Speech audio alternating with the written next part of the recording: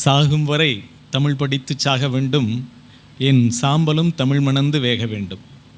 ஓடையிலே ஓடையிலே என் சாம்பல் கரையும் போது ஒன் தமிழே நீ சலசலத்து ஓட வேண்டும் என்றார் ஈழத்து கவிஞர் பண்டிதர் சச்சிதானந்தம் பிள்ளை. அவர்தம் வழியிலே நாள்தோறும் தமிழ் படித்து அதை பகிர்ந்து நல்வாழ்வு வாழ வேண்டும் என்று நல்லெண்ணத்தோடு நடைபோட்டு கொண்டிருக்கின்ற எனக்கு இந்த புத்தக திருவிழாவிலே பேசுவதற்கான நல்வாய்ப்பை நல்கிய மாண்புமிகு தமிழ்நாடு அரசிற்கு என் நெஞ்சார்ந்த முதல் நன்றி. மாவட்ட ஆட்சித்தலைவர் உள்ளிட்ட அனைவருக்குமே பல்வேறு பணிகள் இருக்கக்கூடிய அவசர உலகம் இது. அவசர உலகம் இது என்று நினைக்கின்றவர்கள் கை உயர்த்துங்கள். இல்லை சார், 6ஆம் முறை பாருங்கள் கை உயர்த்துறாரு. பத்திரிகையாளர் நண்பரா அவர்? இல்லை, அடுத்த ப்ரோக்ராம் போக வேண்டியிருக்கும். சில பேர் இந்த கூட்டத்தில் நாங்கள் இப்போ எங்களை கொண்டு உட்கார வச்சுருக்காங்க, அதனால் நாங்கள் வந்திருக்கோம், அதனால் நீங்கள் எங்களை கேள்வி கேட்டிங்கன்னா நான் அதெல்லாம் சொல்ல முடியாது அப்படின்னு நினச்சிங்கன்னா, இப்போ அப்படிலாம் இல்லை, நாங்கள் இதை பங்கேற்கணும், நான் கவனிக்கணும், இந்த பேச்சை கவனிக்கணும் அப்படின்னு வந்திருக்கிறவங்க இது அவசர உலகமாக இல்லையா அப்படின்ற கேள்விக்கு பதில் சொல்லலாம். இல்லை அப்படின்னு நினைக்கிறீங்கன்னு நினைக்கிறேன். இல்லது எல்லாருக்கும் ஷோல்டர் சுளுக்கு காரணமாக கை உயர்த்த முடியாத ஒரு சூழ்நிலை இருக்குது. சரி, நன்றி. அவசர உலகத்தில் உங்களுடைய 30 நிமிடங்கள் எடுத்துக்கொள்ளலாம். அது என்ன கணக்குன்னா, நான் ஃபைனான்ஸ் டிபார்ட்மெண்ட்டில் ஒரு 2-3 இயர்ஸ் ஒர்க் பண்ணேன். காசு, பணம், துட்டு, மணி, அதை நீங்களே முடிச்சிட்டிங்க. இது ரொம்ப முக்கியமானது வாழ்க்கையில். ஆனால் காசு போயிடுச்சுன்னா கூட திரும்பி வந்துடும். நேரம் போயிடுச்சுன்னு வச்சுக்கோங்களேன், திரும்பி வராது அப்படின்னு சொல்கிறாங்க. ஸோ இந்த டைம் போனது தான். அதனால் இந்த டைமை நம்ம ப்ராப்பராக மேனேஜ் பண்ணணும். ஒரு பட்ஜெட் போட்டு காசு மேனேஜ் பண்ணுற மாதிரி time budgeting is very essential. அதனால் ஒரு 2 பேச்சாளர்களுக்கு 4:30 to 5:30 ஆல்ரெடி நம்ம நேரம் கழித்து தான் ஆரம்பிச்சிருக்கோம். ஸோ அதனால் ஒரு 1 ஹவர்னால் 2 பேச்சாளருக்கு 1/2 hour அப்படின்னு ஒரு கால்குலேட் பண்ணி ஒரு 30 நிமிடங்கள் பேசலாம். என்னுடைய பேச்சில் என்னன்னா, நான் ப்ரிப்பேர் பண்ணிட்டு இதை தான் நான் இங்கே சொல்லணும் அப்படின்னு வரல.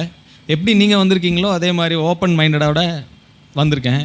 இப்போ நான் எதையும் தயாரித்து இந்த உரையை இப்படி நிகழ்த்தி இந்த குறிப்பிட்ட எழுத்தாளர்களை பற்றி, இந்த புத்தகத்தை பற்றிலாம் சொல்ல வேண்டும் என்கின்ற எண்ணத்தோடு வந்தேனே என்றால் எனக்கு அது பனிஷ்மெண்ட்டாக இருக்கும். நான் மெமரைஸ் பண்ணதெல்லாம் கரெக்டாக சொல்கிறேன்னு நானே செக் பண்ண வேண்டியிருக்கும். நான் ஒரு கிரிக்கெட் பிளேயர். கிரிக்கெட் மேட்ச்சில் நீங்கள் கிரிக்கெட் பிளேயர் கையெழுத்தட்டல் கிடைக்குதுன்னா ரொம்ப சந்தோஷம். அப்படியானா நாங்கள் சொல்கிறோம், நாங்கள் இந்த வருட கிரிக்கெட் டோர்னமெண்ட் ஒன்று விளையாடணும். கிரிக்கெட் டோர்னமெண்ட்டில் கலந்துக்கிட்டவங்க IAS அதிகாரிகள், IPS அதிகாரிகள், இந்திய ரயில்வே பணியில் இருக்கின்ற உயர் அதிகாரிகள், UPSC தேர்வு மூலமாக வரக்கூடியவங்க, இன்கம் டேக்ஸ் அதிகாரிகள், GST டேக்ஸ் அதிகாரிகள், அவங்க 2 பேர் IRS டீம், அதுக்கப்புறம் ஃபாரஸ்ட் சர்வீஸ் ஆஃபீஸர்ஸ். இவங்களுக்கு இடையேயான விளையாட்டு போட்டி. அதாவது ஆளும் வளரணும், அறிவும் வளரணும். வெறுமனே ஆள் மட்டும் வளர்ந்து அறிவு வளர்றதால பிரயோஜனம் இல்லை. நல்ல அறிவை இருக்கக்கூடிய ஒரு மூளை சரியான உடம்பில் இல்லைன்னா அது எப்படி முறையான பயன்பாட்டுக்கு கொண்டு வர முடியும்? சுவர் இருந்தால் தானே சித்திரம் வரைய முடியும் என்பதற்காக தமிழ்நாடு அரசினுடைய விளையாட்டு துறையின் வாயிலாக இந்த போட்டிகள் ஆண்டுதோறும் தொடங்கப்பட்டு நடத்தப்பட்டு வருகின்றன. அதில் நடந்த கிரிக்கெட் போட்டியில் எந்த அணி ஜெயிச்சிருக்கோம் அப்படின்னு நீங்கள் கவனிச்சிருக்கிறவங்களுக்கெல்லாம் யோசனையாக இருக்கும். காவல்துறை அதிகாரிகள் ரொம்ப ஃபிட்டாக இருப்பாங்க, திரைப்படங்கள்லாம் அப்படி காட்டுறாங்க. இந்திய ஆட்சி பணி அதிகாரிகள்னால் கோப்பு ஃபைலை பார்த்துட்டு இருப்பாங்க. அதுக்கப்புறம் ரயில்வேஸு, ஃபாரஸ்ட்லாம் நடந்து அவங்க ஃபிட்டாக இருப்பாங்க. இதிலெல்லாம் வச்சு இந்த வருடம் நடந்த ஃபைனல் மேட்ச் சேப்பாக் ஸ்டேடியத்தில் நடந்தது. எங்கள் கோச் சொன்னார், சார் இது தோனி விளையாடின இடம் சார், போய் உடனே அவுட் ஆகி வந்துடாதீங்க சார், இருந்து அது ஃபீல் பண்ணி என்ஜாய் பண்ணி ரொம்ப நேரம் நீங்கள் இன்னிங்ஸில் இருக்கணும் அப்படின்னாங்க. ஸோ இந்த தடவை இந்த டோர்னமெண்ட்டில் ஜெயித்த அணி இந்திய ஆட்சி பணி அதிகாரிகள் அணி தான். இல்லைனா நான் சொல்லியிருக்க மாட்டேன் அப்படின்னு கூட நீங்கள் நினைக்கலாம். நன்றி. விளையாட்டை பற்றி சொன்னோம். ஆனால் நம்ம அறிமுகப்படுத்தி வச்ச பேராசிரியர் நான் சொன்ன 2 புத்தகங்களை வேறு வெளியிட்டிருக்கோம். புத்தகங்களை வெளியிட்ட அன்றைக்கே புத்தகத்தை பற்றி பேசுவது வழக்கம் பொதுவாக. அந்த புத்தகங்களை அப்போ தானே வெளியிட்டிருக்கோம், இனிமேல் படிச்சுட்டு தானே இனிமேல் பேச வேண்டியிருக்கோம். அதனால் புத்தகங்களை பற்றி பேசாமல் மேடம் குறிப்பாக தலைப்பு கொடுத்துருங்க சார் அப்படின்னாங்க. தலைப்பு 100க்கு 100 அப்படின்றது என்னோடய புத்தகத்தினுடைய தலைப்பே கொடுத்துருந்தேன். ஸோ அந்த புத்தகத்தில் என்ன எழுதியிருக்கோம் அப்படின்றத பற்றியும் சொல்ல வேண்டியிருக்கு. இந்த கூட்டத்தில் இந்த அரை மணி நேரத்துக்குள்ளே என்ன சொல்ல போகிறோம் அப்படின்னு ஒரு நல்ல பேச்சாளர் வந்து என்ன சொல்ல வர்றார் அப்படின்றத சொல்லுவார். அதை சொன்னதுக்கப்புறமா என்ன சொல்லி முடித்தார் அப்படின்றதையும் சொல்லுவார் அப்படின்னு சொல்லுவாங்க. ஹவு டு ஸ்பீக் அப்படின்ற ஒரு அரங்கத்தில் இந்த மாதிரி பேசக்கூடிய முறைகளை பற்றி சொல்லும் பொழுது அவ்வாறு சொல்லுவார்கள். அந்த வகையில் நம்ம வந்து பேசக்கூடிய இந்த அரை மணி நேரத்தில் இருக்கிற அப்போ 6 நிமிடம் முடிஞ்சிச்சு, 24 நிமிடத்தில் நம்ம என்ன சொல்ல போகிறோம் அப்படின்றத முன்னாடி சொல்லிடுவோம். இந்த 2 புத்தகங்களை பற்றி சொல்லிவிட்டு ஏன் 100க்கு 100 என்கின்ற தலைப்பை வைத்தோம், ஏன் அந்த 100க்கு 100 தலைப்புக்கு பின்னாடி இந்த புத்தக திருவிழாவில் பேசக்கூடிய அளவு அது நல்ல தலைப்பு, அது ஏன் அந்த அப்படின்றத நிறுவிட்டு அதை குறித்து சில விவரங்களை சொல்லிவிட்டு அதுக்கப்புறம் நம்ம நிறைவு பகுதியை அடைவோம். அதை வந்து 30 நிமிடங்களில் கட்டமைத்து முறைப்படி உங்கள் நேரத்தையும் என்னுடைய நேரத்தையும் காப்பாற்றுவதற்கான முயற்சி செய்கிறோம். இப்போ 100க்கு 100 அப்படின்ற தலைப்புக்கு உள்ளே போகலாம்னா, இப்போ நம்ம கிரிக்கெட் பற்றி ரொம்ப நேரம் பேசினோம், 6 நிமிடங்கள் அறிமுகம்லாம் பண்ணோம்ல, அதோட கனெக்ட் பண்ணிக்கலாம். 100க்கு 100 ஏன் சொல்கிறோன்னா, வாழ்க்கையில் வந்து ஸ்கூல் டீச்சர்ஸ்லாம் வந்திருக்காங்க. எனக்கு தெரிஞ்ச எங்கள் அக்காவே இங்கே இருக்காங்க. அவங்க ஒரு ஸ்கூலில் வந்து மேத்மெட்டிக்ஸு, பயாலஜி இதெல்லாம் சொல்லித்தராங்க. அவங்க காலையில் வந்ததுலேருந்து சாயந்தரம் மேத்தமெட்டிக்ஸ் சென்டம் அடித்தான்னா நிறைய மதிப்பெண்கள் பெற்ற ஆசிரியர்களுக்கும் பரிசு வழங்கக்கூடிய சமூகத்தில் நாம் வாழ்ந்து வருகின்றோம். 100க்கு 100 வாங்குவது வந்து மிக முக்கியமானது அப்படின்னு சொல்கிறோம். அப்புறம் 100க்கு 100 வாங்கிய மாணவர்கள் பின்னாடி வாழ்க்கையில் வரும்பொழுது வாழ்க்கை ஒரு பயிற்சி, வாழ்க்கை ஒரு முயற்சி, வாழ்க்கையில் வெற்றி பெறுவது எப்படி, சுய முன்னேற்ற புத்தகங்கள் நிறைய இருக்கின்றன. வாழ்க்கையில் இவர் மாதிரி வர்றது எப்படி, அவர் மாதிரி வர்றது எப்படின்ற மாதிரியான நிறைய புத்தகங்கள் இருக்கின்றன. பிஸ்னஸில் வெற்றி தோல்வி அப்படின்றாங்க. நிறைய பொருள் சேர்ப்பவர்கள் வாழ்க்கையில் வெற்றி அடைந்தவர்களா, இந்த மாதிரி பல தேர்வுகள், போட்டித் தேர்வுகள் நடக்கின்றன. போட்டித் தேர்வுகளில் வெற்றி பெறுவது வாழ்க்கையில் வெற்றி. இவ்வாறு வாழ்க்கை வெற்றியை வந்து டெஃபினிஷன் எப்படி கொடுக்கறது என்று பார்க்கும் பொழுது 100க்கு 100 மதிப்பெண் வாங்குவர்கள் எல்லாருமே வாழ்க்கையில் வெற்றி அடைந்துவிடுகிறார்களா என்கின்ற கேள்விக்கு தெளிவான பதில் வந்து இல்லை அப்படின்றது தான். 100க்கு 100 வாங்குவதற்கு தேவைப்படுகின்ற விஷயம் வந்து இன்டெலிஜென்ஸை மெஷர் பண்ணக்கூடிய, அளந்து அறியக்கூடிய கோஷன்ட் அப்படின்னு சொல்லக்கூடிய அந்த குறியீடு வந்து இன்டெலிஜென்ட் கோஷன்ட் அதிகமாக இருக்கிறவங்க லைஃப்பில் வின் பண்ணுறாங்களா அல்லது எக்ஸாமில் கூட வின் பண்ணுறாங்களான்னு பார்த்தோம்னா, இன்டெலிஜென்ஸ் கோஎஃபிஷியன்ட்டோட 100% வந்துடுறதில்ல, ஏதோ குறையுது. அந்த குறைவான பகுதி மிக நிறைவான பகுதி. இன்டெலிஜென்ஸ் கோஎஃபிஷியன்ட்டை விட மிக முக்கியமான ஒரு விஷயம் இருக்கிறது, அதுதான் எமோஷ்னல் கோஎஃபிஷியன்ட், EQ அப்படின்றாங்க. ஐக்யூ வந்து 200க்கு மேலே போயிடுச்சு அப்படின்னாலே மிகச்சிறந்த ஆவரேஜ் ஐக்யூன்றது ஒரு 120 அந்த லெவலில் வச்சுருக்காங்க. சில மனநிலை கேள்விக்குரிய சூழ்நிலையில் இருக்கிறவங்களோட ஐக்யூ லெவல் டெஸ்ட் பண்ணுறதுக்கெலாம் இருக்குது. அதுக்கப்புறம் ஆர்மியில் நம்ம செலக்ட் ஆகணும்னு நினச்சி போகிறவங்களுக்கு ஐக்யூ டெஸ்ட்லாம் கண்டக்ட் பண்ணுறாங்க. சிங்கப்பூரில் ஐக்யூ டெஸ்ட் கண்டக்ட் பண்ணி தான் அரசு அலுவலர்களை தேர்ந்தெடுக்கிறாங்கலாம் கேள்விப்பட்டு நீங்கள் படிச்சுருக்கலாம். ஸோ ஐக்யூ இன்க்ரீஸ் பண்ணிக்கணும் அப்படின்றதுக்கு பல பயிற்சிகளும் கொடுக்குறாங்க. மேத்தமெட்டிக்ஸ் எக்ஸாமினேஷன் கொடுக்குறவங்க இருக்காங்க, அதுக்கான பயிற்சிகளில் ஐக்யூ முக்கியம் அப்படின்னு நினைக்கிறவங்களுக்கு இப்போல்லாம் லேட்டஸ்ட்டாக வந்து நீங்கள் படிக்க வேண்டிய விஷயம்னு பார்த்தீங்கன்னா EQ, எமோஷ்னல் கோஎஃபிஷியன்ட்டை இன்க்ரீஸ் பண்ணுறதுக்கு என்ன பண்ணுறது, அதை வந்து இன்க்ரீஸ் பண்ண முடியுமா, ஒருத்தருடைய உணர்ச்சியை வந்து அவங்க எப்படி கையாளுறாங்க அப்படின்றத வந்து வகுப்பறைகளின் மூலமாக சொல்லித்தர முடியுமா என்கின்ற கேள்விகளுக்கெல்லாம் இப்போ வந்து நம்ம விடை தேடக்கூடிய இந்த அறிவார்ந்த, அதாவது அவசர உலகத்தில் வாழுகின்ற எல்லோருக்குமே இந்த கேள்விகள் வர வேண்டும். ஸ்டீவ் ஜாப்ஸ் ஆப்பிள் ஃபோன் வந்து உலகத்தின் மிக சிறந்த ப்ராடக்ட் அப்படின்னு சொல்கிறாங்கன்னா, அவரை பொறுத்த வரைக்கும் மக்களினுடைய நீடு, அதாவது யூசர் அவங்களோட நீடு வந்து அவங்களுக்கு தெரியாது, நம்ம தான் கண்டுபிடிச்சி ஒரு ஹைடெக் ஸ்டாண்டர்டான விஷயத்தை வந்து அவங்களுக்கு கொண்டு போய் சேர்க்கணும் அப்படின்னு சொல்கிறாங்க. இப்போது வாழ்ந்து வருகின்ற அறிவு ஜீவிகள் அப்படின்னு யாரையாவது தேடி பார்த்தோம்னா, வாழ்ந்து வருகின்ற அறிவு ஜீவிகளில் மிக உயர்ந்த இடத்துல இருக்கக்கூடியவர் ஒரு வரலாற்று பேராசிரியர், இஸ்ரேல் நாட்டை சேர்ந்தவர். ஜெருசலம் யூனிவர்சிட்டியில் அவர் பேராசிரியராக இருக்கார். அவருடைய பெயர் வந்து யுவல் நோவா ஹராரி. நீங்கள் அறிவார்ந்த கல்லூரிகள் பல்கலைக்கழகங்களில் இப்போ படிக்கிற வட்டத்தில் இருக்கிற சோகால்டு ஜீனியஸ் பீப்புளெலாம் படிச்சிட்டிங்களான்னு கேட்கக்கூடிய முதல் புத்தகம் வந்து இப்போதைக்கு நெக்ஸஸ் அப்படின்னு இருக்குது. அது வந்து யுவல் நோவா ஹராரி அவர்கள் எழுதிய லேட்டஸ்டான புக்கு. முதல்ல எழுதின புத்தகம் சேப்பியன்ஸ், அதுக்கப்புறம் ஹோமோ டியூஸ், அதுக்கப்புறம் 21 லெசன்ஸ் ஃபார் 21st செஞ்சுரி. 21ஆம் நூற்றாண்டில், இந்த நூற்றாண்டில் வாழ்ந்து கொண்டிருக்கின்ற அனைவருக்கும் தேவையான 21 பாடங்கள் அப்படின்னு அவர் சொன்னார். அந்த பாடங்களில் அவர் கடைசி பாடமாக வச்சுருக்கிறது வந்து தியானம் அப்படின்னு ஒன்று வச்சார். அதுக்கப்புறமா அவரை வந்து ஒரு நீங்கள் யூடியூப்பில் யுவல் நோவா ஹராரின்னு போட்டு பார்த்தீங்கன்னா அவரோட இன்டர்வியூஸ்லாம் வருது. அவரை சர்வசாதாரணமாக நம்மளால் ரிசீவ் பண்ணி ஒரு ப்ரோக்ராம்லேயோ ஒரு தாட் ஷேரிங் அல்லது பயனியரிங் அல்லது டார்ச் பியரிங் இந்த மாதிரிலாம் ஆக்டிவிட்டீஸ் அப்படி சொல்கிறாங்க. ஒரு மிகப்பெரிய கார்ப்பரேட் ஹவுஸாக இருக்கலாம், சில அரசுகளே அவரிடத்தில் இந்த அடுத்த மூவ் ஃபியூச்சரிஸ்ட் என்று சொல்கிறார்கள். அடுத்து என்ன நாங்கள் செய்யணும் அப்படின்ற கொள்கை முடிவுகளை எடுக்கும் பொழுது இந்த மாதிரியான கற்றறிந்த அறிஞரிடத்திலிருந்து கேட்டு எடுக்க வேண்டும் என்று சொல்கின்றார்கள். அவரோட அப்பாயின்மெண்ட் ரொம்ப பிஸியாக இருக்குது. ஆன்லைன்லேயே நம்ம அதை புக் பண்ணணும்னு நினச்சா கூட பல கோடி ரூபாய்களுக்கு பக்கத்தில் செலவாகுது அவரோட ஒரு ஸ்பீச் கேட்குறதுக்கே.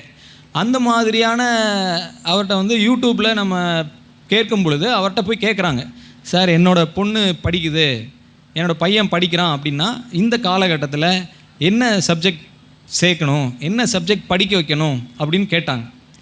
அப்போ அவர் நமக்கு இன்ஜினியரிங் இருக்குது, மெடிசன் இருக்குது, அப்புறம் லா இருக்குது, ஆர்ட்ஸ் இருக்குது, நிறைய இருக்குது. ஆனால் அவர் சொன்ன சப்ஜெக்ட் வந்து எமோஷ்னல் இன்டெலிஜென்ஸ் அப்படின்னு அவர் சொன்னார். எமோஷ்னல் இன்டெலிஜென்ஸ் அப்படின்னா என்ன அப்படின்றதே நிறைய கல்லூரிகளில் எமோஷ்னல் இன்டெலிஜென்ஸ் பாடத்திட்டத்தில் இல்லை, பள்ளிகளில் இல்லை. ஆனால் வாழ்க்கைக்கு தேவையானது எமோஷ்னல் இன்டெலிஜென்ஸ் தான் அப்படின்னு சொல்கிறாங்க. இந்திய ஆட்சி பணி அலுவலர்களுக்கான பயிற்சியில் முதல் ஆண்டு போகும்பொழுது அங்கேயே வந்து எமோஷ்னல் இன்டெலிஜென்ஸ் புத்தகத்தை வாங்க சொல்கிறாங்க. அங்கே பயிற்சிகள் கொடுக்குறாங்க. அந்த புத்தகத்தின் எழுதுவர் பேர் வந்து டேனியல் கோல்மேன். தமிழில் வந்து சோம வள்ளியப்பன் அவர்கள் ஒரு இட்லியாக இருங்கள் அப்படின்னு ஒரு புத்தகம் எழுதியிருக்காரு. அது தொடர்ந்து எமோஷ்னல் இன்டெலிஜென்ஸ் 2.0 அப்படின்ற ஒரு புத்தகம் எழுதியிருக்காரு. இதில் வந்து தமிழில் இன்னும் நிறைய புத்தகங்கள் எமோஷ்னல் இன்டெலிஜென்ஸ் பற்றி வர வேண்டியிருக்கு. நான் போடக்கூடிய இடங்களிலெல்லாம் இந்த பாடத்திட்டம் மிக உகந்தது, இதை படிக்கிறது நல்லது அப்படின்னு சொல்லுவதே ஒரு இந்த சமூகத்திற்கு செய்ய வேண்டிய ஒரு கடமையாகவும் ஒரு சேவையாகவும் நினைத்து கொண்டு இதை பற்றி பேசிக்கொண்டும் கற்றுக்கொண்டும் இருக்கின்றேன். தொடர்ந்து நானும் ஒரு மாணவன் தான். இந்த மாணவனாக இந்த அனுபவத்தை பகிர்ந்து கொள்வதற்கு சரியானது ஒரு தலைப்பை வைக்க வேண்டும் என்பதற்காக இந்த தலைப்பை 100க்கு 100 என்கின்ற தலைப்பை இந்த அரங்கத்திற்கு கொடுத்திருந்தேன். இப்போ நம்ம சொன்ன அந்த எமோஷ்னல் இன்டெலிஜென்ஸை நம்ம கற்றுக்க முடியுமா, நம்மளோட குணங்களை நம்மளோட மாற்றிக்க முடியுமா அப்படின்னு கேட்டோம்னா, நிறங்கள் எவ்வளவு வகைப்படுகிறதோ அவ்வளவு வகையில் குணங்களும் இருக்கிறது. 5 குணங்கள் அல்லது எமோஷன்ஸ் என்று சொல்லக்கூடிய ஒவ்வொரு எமோஷனுக்கும் ஒரு வாழ்நாள் இருக்குது. இந்த புத்தகத்தில் அவசர வாழ்நாள் அப்படின்ற தலைப்பில் ஒரு கதை எழுதியிருந்தேன், 1 நிமிடம் ஒரு விஷயம் புத்தகத்தில். அதில் என்னென்னா ஒவ்வொருத்தருடைய உணர்வுகளும் ஒரு எண்ணங்களை கொண்டு அது ஒரு விதையாக கொண்டு அது உருவாகிறது. அது கிட்டத்தட்ட 1.5 நிமிடம் தான் இருக்கும். நமக்கு கோபம் வந்தாலும் சந்தோஷம் வந்தாலும் அந்த எமோஷன் அப்படின்றது வந்து அந்த 1.5 நிமிடம் தான் இருக்க போகுது. 90 வினாடிகள். 90 வினாடிகளுக்கு அப்புறம் அதையே திரும்ப திரும்ப நினைக்கிறதுனால தான் கவலையோ கோபமோ சோகமோ அல்லது சந்தோஷமோ தொடர்ந்து நிலைக்கின்றது. நம்ம நினைவுகளில் இல்லாமல் நிஜத்தில் வாழ்வதாக இருந்தால் நிச்சயமாக அந்த 1.5 நிமிடங்களுக்கு பிறகு நம்ம எவ்வளோ பெரிய சோகத்தில் இருந்தாலும் வெளியே வந்துட முடியும், எவ்வளவு சந்தோஷத்தில் இருந்தாலும் சமநிலைக்கு வந்துட முடியும். ஸோ இந்த மாதிரியான இந்த விஷயத்தை இந்த 1.5 நிமிடம் பற்றி சொன்ன உளவியலாளருடைய பெயர் வந்து ஜில் போல்டே டெய்லர். ஸோ இந்த மாதிரி நிறைய அறிவியல் அறிஞர்கள் எல்லாமே ஆங்கில பெயர்களாக இருக்கின்றதே, ஏன் தமிழ்நாட்டில் தமிழ் மொழியில் எமோஷ்னல் இன்டெலிஜென்ஸ் பற்றி எதுவுமே சொல்லவில்லையா என்று கேட்டீர்களானால், எமோஷ்னல் இன்டெலிஜென்ஸு நம்ம மனிதர்கள் பிறந்த நாளிலிருந்து தொடர்ந்து இருந்து கொண்டிருக்கின்ற ஒரு விஷயந்தான். எல்லா புத்தகங்கள் எல்லா விஷயங்களிலுமே சொல்லியிருக்கின்றார் என்று எதிர்பார்க்கப்படுகின்ற திருவள்ளுவரை திரும்பி பார்த்தோமே ஆனால் அதிலிருந்து 2 குறள்களை எடுத்து எமோஷனல் இன்டெலிஜென்ஸோடு இணைத்து சொல்கின்றேன். ஒரு புத்தகம் வந்து ஒரு குறள் வந்து 337வது குறள் நினைக்கிறேன். நுண்ணிய நூல் பல கற்பினும் மட்டும்தன் உண்மை அறிவே மிகும் அப்படின்னு ஒரு குறள் போட்டிருக்காங்க. நுண்ணிய நூல் பல புத்தக திருவிழாவில் நம்ம இருக்கோம். எவ்வளவோ நுண்ணிய நூல்கள் பல புத்தகங்களை நம்ம படிச்சிருக்கோம். இவ்வளவு படித்தவங்களுக்கு கூட கடைசியில் என்ன மிகும் என்று கேட்கும் பொழுது உண்மை அறிவு அப்படின்றார். பின்ன உண்மை அறிவு அப்படின்றது என்ன, பொய்யான அறிவு என்றால் என்ன? அப்போது பொய்யான அறிவுனா அந்த புத்தகங்கள், நுண்ணிய நூல் பல, எல்லா புத்தகங்களையும் படித்து நம்ம பெற்றுக்கொள்கின்ற அறிவு வந்து பொய்யானதா? அப்போ உண்மையான அறிவை வளர்த்து கொள்வதற்கு என்ன செய்ய வேண்டும்? இந்த கேள்விகளுக்கெல்லாம் அனைத்து பதில்களையும் அறிந்த வள்ளுவர் ஏன் பதில் சொல்லாமல் இதோடு உண்மை அறிவே மிகும் என்று முடித்து கொண்டார் என்றால், அப்போ அதை பற்றி தொடர்ந்து நம்ம சிந்திப்பதற்கான வாய்ப்பும் வசதியும் சூழ்நிலையும் இந்த மாதிரியான அறிவார்ந்த அரங்கங்களிலே, புத்தக கண்காட்சிகளிலே புத்தகத்தை வாங்கக்கூடியவர்களுக்கு வர வேண்டும். ஸோ அப்படி மீதம் இருக்கின்ற அந்த உண்மையான அறிவு என்பது ஒவ்வொருவருக்குமே இயல்பாக வந்திருக்கிறது. இயல்பாக பார்த்தீர்களேயானால் ஒவ்வொருவருக்குமே பல்வேறு ஜென் கதைகள் இருக்கின்றன. அந்த கதைகளிலெல்லாம் நீங்கள் படித்தீர்களேயானாலும், உண்மையாக சொல்வது என்றாலும், ஒவ்வொரு ஆளுமே வந்து 100க்கு 100 வாங்கிய பிறகுதான் பிறக்கின்றோம். முழுமையான என்லைட்டன்மெண்ட் அல்லது கடவுளை தேடிக்கொண்டிருக்கின்றவர்கள் எல்லாம் கடவுள் என்று சொல்லக்கூடிய வார்த்தையை பார்க்கும் பொழுது உள்ளே உள் என்று சொல்கின்றார். இப்போ நம்ம வந்து நுண்ணிய நூல் பல கற்பினும் அப்படின்றத பற்றி அந்த குறளை பார்த்துட்டு அடுத்த குறள், இன்னொரு குறளில் என்ன சொல்கிறாருன்னா, அறம்போலும் கூர்மையரேனும் மரம்போல்வர் மக்கட்பண்பில்லாதவர். பின்ன மக்கட்பண்பு என்பது என்ன? அறம் போன்ற கூர்மையான அறிவை நம்ம பல புத்தகங்களிலிருந்து படித்து பெற்றுக்கொள்ளலாம். ஆனால் மக்கட்பண்பை உயர்த்தி கொள்வதற்கு அந்த மக்கட்பண்பு என்பது என்ன என்றால், அன்பே சிவம் என்று சொல்கின்ற மாதிரி நல்ல அன்போடு இருத்தல், கருணையோடு இருத்தல், பாசத்தோடு இருத்தல், நேசத்தோடு இருத்தல், நட்போடு இருத்தல். நட்பு என்பது என்ன? நட்பு என்பது எவ்வளவு அரிய பொருள் என்பதை உலகத்தில் இருக்கல. செயற்கரிய யாவுல நட்பின் என்று திருவள்ளுவர் கேட்டிருக்கின்றார். நட்பை எப்படி வளர்த்து கொள்வது என்று எந்த புத்தகங்களும் நேரடியாகவோ எந்த பள்ளிகளிலும் கல்லூரிகளிலுமோ சொல்லப்படவில்லை. நல்ல நட்புக்கு அடித்தளமாக அமைவது அன்பு, அன்பிற்கு அடிப்பளமாக அமைவது துணிச்சல், கரேஜ் என்று. அன்பிற்கு என்ன துணிச்சல் என்று நீங்கள் கேட்டீர்களேனால் அதற்கும் ஒரு குறள் இருக்கின்றது. அறத்திற்கு மட்டுமல்ல மரத்திற்கும் அன்புதான் அடிப்படை என்கின்றதையும் திருவள்ளுவரே சொல்லியிருக்கின்றார். அடுத்து நீங்கள் மகாகவி பாரதி முண்டாசு கவி நீடுதுயில் நீக்க பாடி வந்த நிலா காடு கமலும் கற்பூரச் சொற்கோ சிந்துக்கு தந்தை, அவருடைய வார்த்தைகளிலே எடுத்து பார்த்தீர்களேயானால், சாமினி கடவுள் நீயே, பூமியிலே நீ கடவுள் இல்லை என்று புகழ்வது நின் மனத்துள்ளே புகுந்த மாயை, சாமினி அம்மாயை தன்னை நீக்கி சதாகாலம் சிவோகம் என்றே சாதிப்பாயே என்று மகாகவி பாரதியார் பாடியிருக்கின்றார். நமக்குள் எல்லாம் அடங்கும் என்று சொல்வதற்கான, நம்மை நம்பிக்கையோடு வாழ வைப்பதற்கான, நம்முடைய பண்புகளை உயர்த்தி கொள்வதற்கான ஒரு வழியாக அதை கருதுகின்றோம். இந்த பாடல், எவ்வளவோ பாடல் இருக்கின்றது. விண்ணும் மண்ணும் தனி ஆளும் சிந்து நதியின் மிசை நிலவினிலே, இவ்வாறு ஜெயபேரிகை கொட்டடா, இப்படியான புகழ்பெற்ற பாரதியாருடைய பாடல்களுக்கு இடையே இந்த பாடல் எங்கே இருக்கின்றது என்று தேடுகின்ற ஆர்வலர்களுக்காக கோவிந்த சாமியுடன் உரையாடல் அப்படின்ற ஒரு இடத்துல பாரதி 66 என்கின்ற இடத்துல சர்வமத சமரசம் என்கின்ற தலைப்பில் மகாகவி பாரதியாருடைய பாடல்களிலே இந்த பாடல்களையும் உள்ளே வைத்திருக்கின்றார்கள்.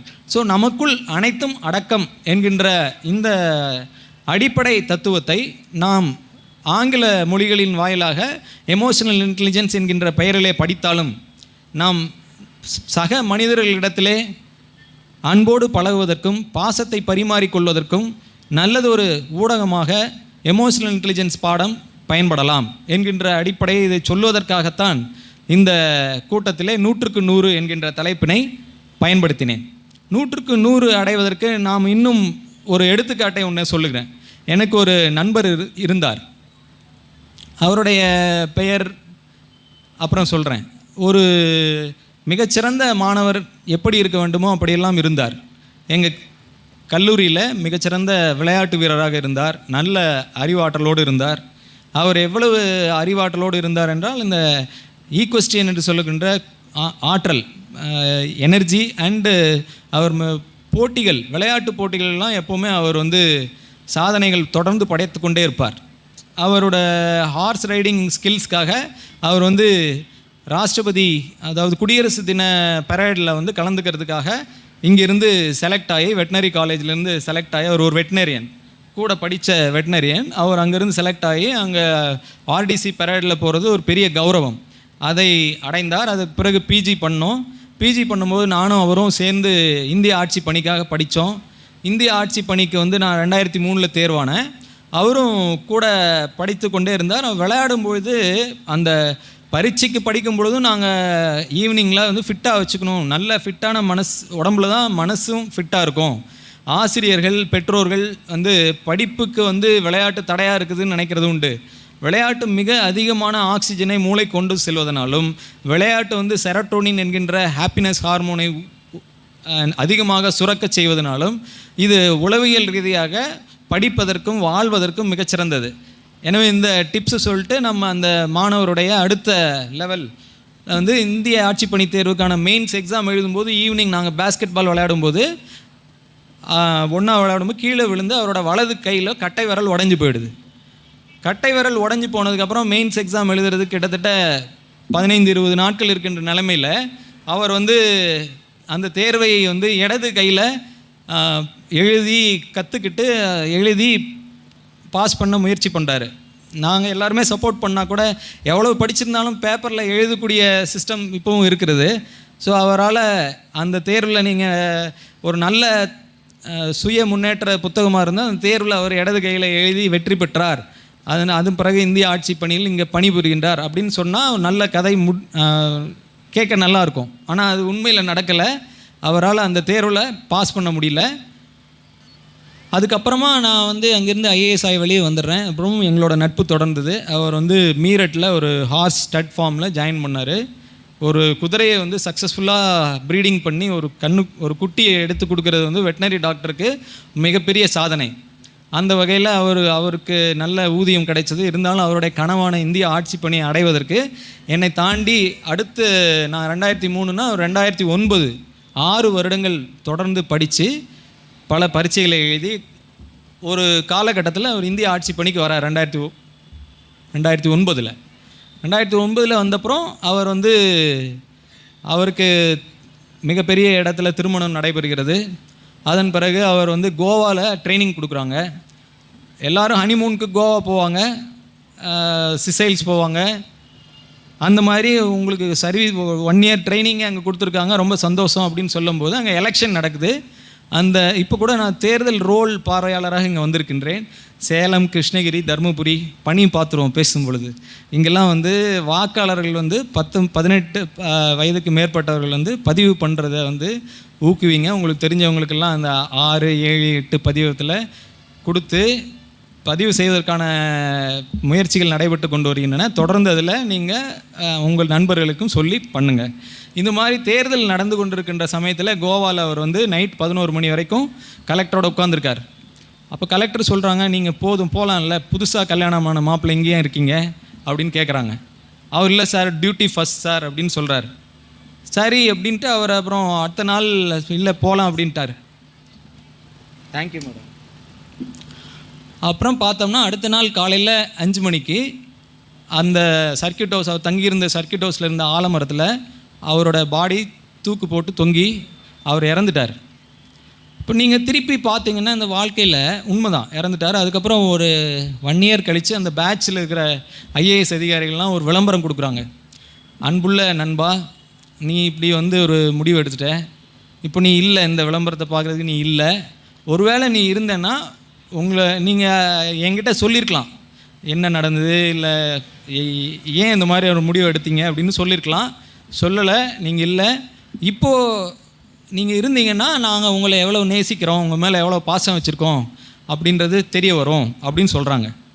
வாழ்க்கையில் வெற்றி பெறுவது என்பது என்ன அப்படின்னு பார்த்தோம்னா, இப்போது இந்த குரூசியல் முக்கியமான, நானே வந்து ஒரு இந்திய ஆட்சி பணி தேர்வு எழுதுகிறவங்களுக்கெல்லாம் நிறைய பாடத்திட்டங்களுக்கு உதவி பண்ணுறதுக்கும் அவர் இன்ட்ரடியூஸ் பண்ணும்போது சுய முன்னேற்றம் ஊக்குவிப்பதற்காக எல்லாம் பேசுகிறோம் அப்படின்னு சொல்கிறாங்க. ஸோ இந்த வகையில் நம்ம ஒரு கனவை அச்சீவ் பண்ண ஒருத்தர் வந்து ஏன் இந்த மாதிரியான ஒரு முடிவை எடுத்துக்கணும் அப்படின்னு சொன்னோம்னா, நீங்கள் என்னுடைய தலைப்பை மறுபடியும் பாருங்கள். 100க்கு 100% வாழ்க்கை நம்மிடத்திலே வாழ்வதற்கான வளமான விஷயங்கள் என்ன அப்படின்ற கேள்வியை கேட்டு நம்ம அந்த திருக்குறளில் இருந்தோ ஔவையாரிடத்திலிருந்தோ அல்லது பாரதிய இடத்திலிருந்தோ அப்படியெல்லாம் எடுத்துக்கொள்ளவில்லை இல்லை என்றால் யுவல் நோவா ஹராரியிடமிருந்தோ எமோஷனல் இன்டெலிஜென்ஸை சொல்லக்கூடிய டேனியல் கோல்மேனிடம் இருந்தோ நாம் கற்றுக்கொள்வதற்கான விஷயங்கள் நிறைய இருக்கின்றன என்பதைத்தான் இந்த தலைப்பின் வாயிலாக சொல்ல வருகின்றேன். எல்லாருமே அதை எல்லாத்தையும் படிக்க வேண்டிய அவசியம் இல்லை. நுண்ணிய நூல் பல கற்பினும் உண்மை அறிவே மிகும். வாழ்வில் இயல்பாகவே நம்முடைய மானிட சமுதாயத்திலே ஒருவருக்கொருவர் உதவி செய்வதற்கான பண்புகளை ஜீன்லேயே வச்சு அனுப்பியிருக்காங்க. அதனால தான் நம்மளால் இவ்வளோ வெற்றிகரமான இந்த பூமியில் பிறந்த பல்வேறு உயிரினங்களிலே வெற்றிகரமான உயிரினமாக தொடர்ந்து வாழ முடிகின்றது என்பதைத்தான் சேப்பியன்ஸ் புத்தகத்தில எல்லாம் சொல்லியிருப்பாங்க. முத்துலிங்கம் அப்படின்னு ஒரு அற்புதமான எழுத்தாளர் கனடாவில் இருக்காங்க. அவருடைய ஒரு சிறுகதை ஒன்று இருக்கிறது, ஆதி பண்பு அப்படின்ட்டு. அந்த ஆதி பண்பு அப்படின்ற இதில் வந்து கனடாவில் நடக்கக்கூடிய ஒரு ஐஸ் சார்ந்த ஒரு புயலில் மாட்டிக்கொள்ளக்கூடிய ஒரு டாக்டருடைய கதையை பற்றி அருமையாக எழுதியிருப்பார். இப்போது 4 நிமிடங்கள் தான் மீது இருக்கின்ற நிலைமையில் நம்ம மொத்த ஆதி பண்பு கதையும் உங்களிடத்தில் சொல்வதற்கு பதிலாக நீங்கள் அவருடைய புத்தகத்தை படிக்கும்பொழுது இந்த கதையை கவனித்தீர்களேனால், ஆதி பண்பு என்பது சக மனிதருக்கு உதவி செய்யக்கூடிய ஒரு பண்பை வளர்த்து கொள்வது என்கின்ற வகையிலே அவர் சொல்லி முடித்திருப்பார். இந்த புத்தக திருவிழாவிலே பேசக்கூடிய விஷயங்களில் மற்ற அரங்கங்களிலே பேசும்பொழுதெல்லாம் ஒரு இன்ட்ராக்டிவ் அரங்கமாக உங்களுடைய கேள்விகளை எல்லாம் கேட்டு கற்றுக்கொள்வதற்கான முயற்சியாக நான் எடுத்துக்கொண்டு பேசுவது வழக்கம். இருந்தாலும் இந்த புத்தக திருவிழாவிலே பேசுகின்றதை அப்லோட் செய்து அப்படியே யூடியூப்லேயும் கவனிப்பதற்கும் பிறகு ஃபீட்பேக் கொடுப்பதற்குமான வாய்ப்புகள் அதிகமாக இந்த புத்தக திருவிழாவினை ஏற்பாடு செய்தவர்கள், மாவட்ட ஆட்சியர் அவர்கள் மற்றும் குழுவினர் வந்து செய்திருப்பதனால் இந்த உரைக்கான பின்னூட்டத்தை நீங்கள் அதில் அனுப்பலாம். மகாகவி பாரதியினுடைய ஒரு சிறந்த நம்முடைய மன அழுத்தத்தை குறைப்பதற்கான ஒரு நல்ல ஒரு பாடலை பாடி இந்த உரையினை, இந்த 100க்கு 100 என்கின்ற உரையினை நான் சொல்லும்போது, புத்தகத்தை வெளியிடும்போது புத்தகத்தை பற்றியும் பேசுவேன் என்று சொன்னேன்.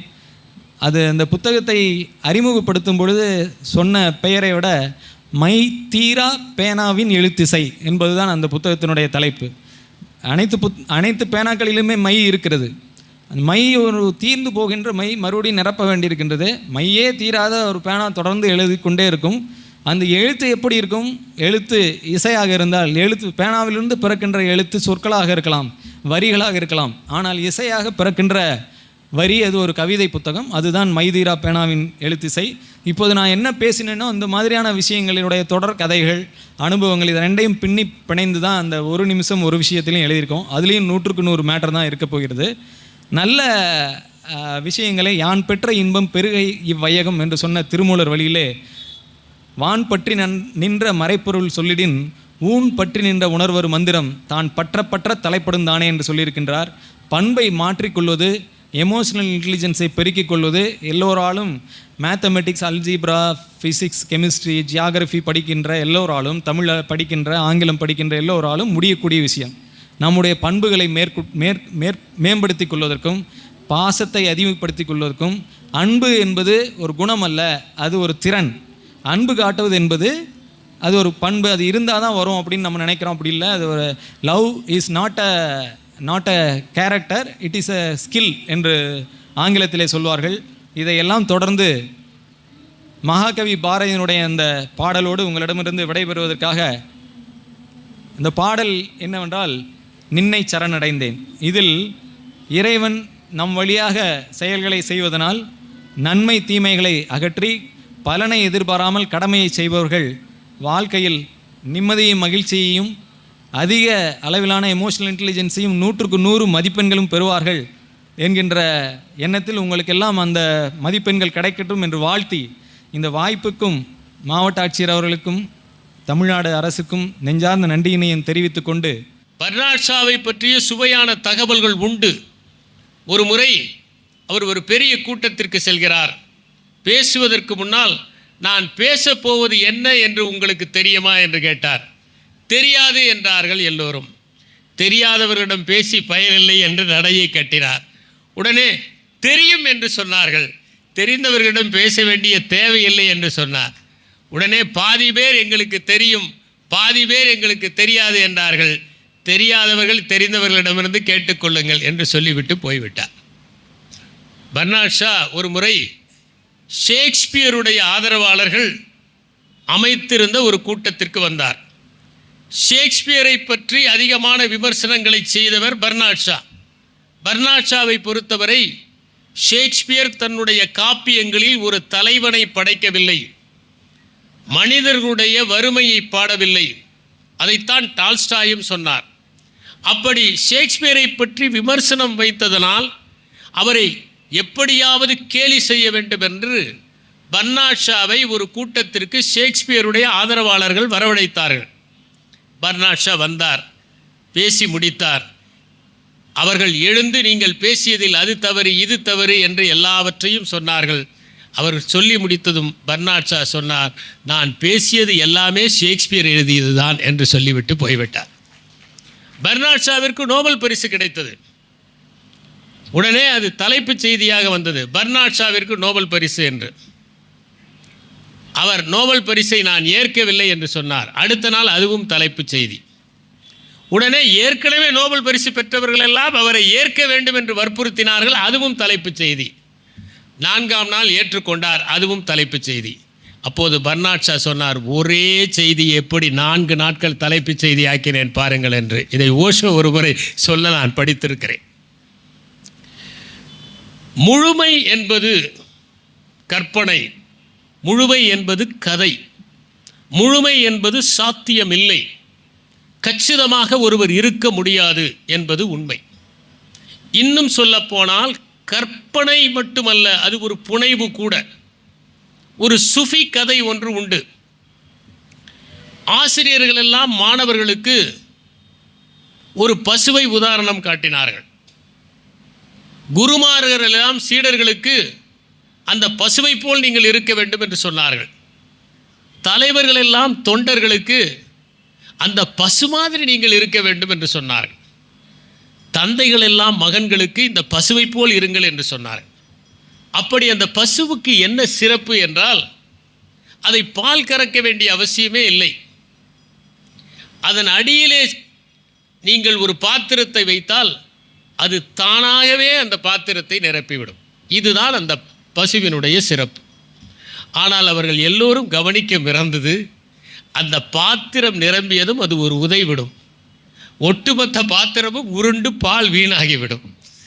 இதை பற்றி சொல்லுகிற போது நீங்கள் வாசிப்பது மட்டும் முக்கியமில்லை, அறிவை அடைவது மட்டும் முக்கியமில்லை. ஒரு அழகான புத்தக கண்காட்சி இவர்கள் இங்கே ஏற்பாடு செய்திருக்கிறார்கள். இந்த புத்தகத்தை வாசிப்பதனால் என்ன கிடைக்கிறது? 2 கிடைக்கிறது. ஒன்று கருத்துகள், ஐடியாஸ். இன்னொன்று அறிவு. அறிவு என்பது அதில் இருப்பதை பெறுவது, கருத்து என்பது அதிலிருந்து இன்னொன்றை நாமாக உருவாக்குவது. ஒரு கருத்து நமக்கு கிடைத்து விடுகிறது, ஆனால் அந்த கருத்து அங்கேயே நின்று விடுவதில்லை, அதிலிருந்து சங்கிலி தொடராக இன்னொரு கருத்துக்கு நம்மை அழைத்து செல்கிறது. அதுதான் கருத்தினுடைய இலக்கணம். நாம் ஒரு புத்தகத்தை வாசித்தால் நமக்குள் அந்த சிந்தனைகள் சலன வட்டங்களாக விரிய வேண்டும். அது நம்மை வேறொரு சிந்தனைக்கு அழைத்து செல்ல வேண்டும். அதனால்தான் டெகார்டஸ் சொன்னார், சிந்திப்பதால் நாம் வாழ்கிறோம் என்று சொன்னார். சிந்திக்கின்ற போது ஒரு கருத்திலிருந்து இன்னொரு கருத்து பிறக்கிறது, அந்த கருத்து இன்னொரு கருத்துக்கு அழைத்து செல்கிறது, அது ஒரு புதிய கண்டுபிடிப்புக்கு வழிவகுக்கிறது. ஓர் அறை இருக்கிறது, அந்த அறையின் அடுத்த கதவை திறந்தால் இன்னொரு அறை, பிறகு அதன் கதவை திறந்தால் இன்னொரு அறை. இப்படித்தான் படிப்படியாக கண்டுபிடிப்புகள் தொடர்ந்து கொண்டிருக்கின்றன. கடைசி அறைக்கு இந்த அறையின் கதவை திறக்காமல் செல்ல முடியாது. ஒரு கருத்தை உருவாக்குவதுதான் புத்தகம். சுந்தரா உடைப்பன் அவர்கள் சொன்னார்கள், பூஜ்யம் கற்றல், இன்மை கற்றல் என்ற ஒன்றை சொன்னார். கிரிகரி பேட்சன் என்பவர் ஜீரோ லேர்னிங் என்பதை சொல்லுகிறார். அந்த ஜீரோ லேர்னிங் என்றால் இன்று நாம் படிப்பதெல்லாம் ஜீரோ லேர்னிங் தான், மனப்பாடத்தோடு நின்று விடுகிறது. அந்த மனப்பாடம் செய்வது மட்டுமே ஒரு கல்வி அல்ல, மனப்பாடத்திலிருந்து விடுபட்டு மேலே செல்ல வேண்டும், நாம் நம்முடைய சுய சிந்தனைக்கு செல்ல வேண்டும், அதுதான் கல்வி. ஆக தொடக்கத்தில் ஒருவன் ஜீரோ லேர்னிங்கில் இருக்கிறான், கடைசியில் அவன் ஞானத்தை அடைகிற போது லேர்னிங் ஜீரோவாக ஆகிறான். எவன் ஒருவன் ஜீரோ லேர்னிங்கில் இருந்து லேர்னிங் ஜீரோவிற்கு செல்லுகிறானோ அவன்தான் ஞானம் பெற்றவனாக அடையாளம் காணப்படுவான். நாம் ஒருவர் முழுமையை அடையவும் முடியாது, கச்சிதமாகவும் இருக்க முடியாது என்பதை வாழ்க்கையில் உணர்ந்தால் நம்முடைய இருத்தலில் மகிழ்ச்சியை அடைவோம். சில திரைப்படங்களில் காண்பிப்பார்கள், ஒரே மாணவன் தொடர்ந்து வந்து எல்லா பரிசுகளையும் வாங்கி கொண்டிருப்பதைப் போல. இதை பார்த்து சில தந்தைகளும் தாய்மார்களும் மகன்களை, நீயும் இப்படி இருக்கிறாயே, அவன் எத்தனை பரிசுகள் வாங்குகிறான் என்று திரையில் காட்டுவதை அசலில் காட்டுவதைப் போல காட்டி மகன்களையும் மகள்களையும் அதிகம் சாதிப்பதற்கு வற்புறுத்துவார்கள். அப்படி ஒருவர் எல்லாவற்றிலும் பரிசு வாங்கினால் பரிசு கொடுக்கிற போது உயிருடனேயே இருக்க முடியாது. அது சாத்தியமே இல்லை.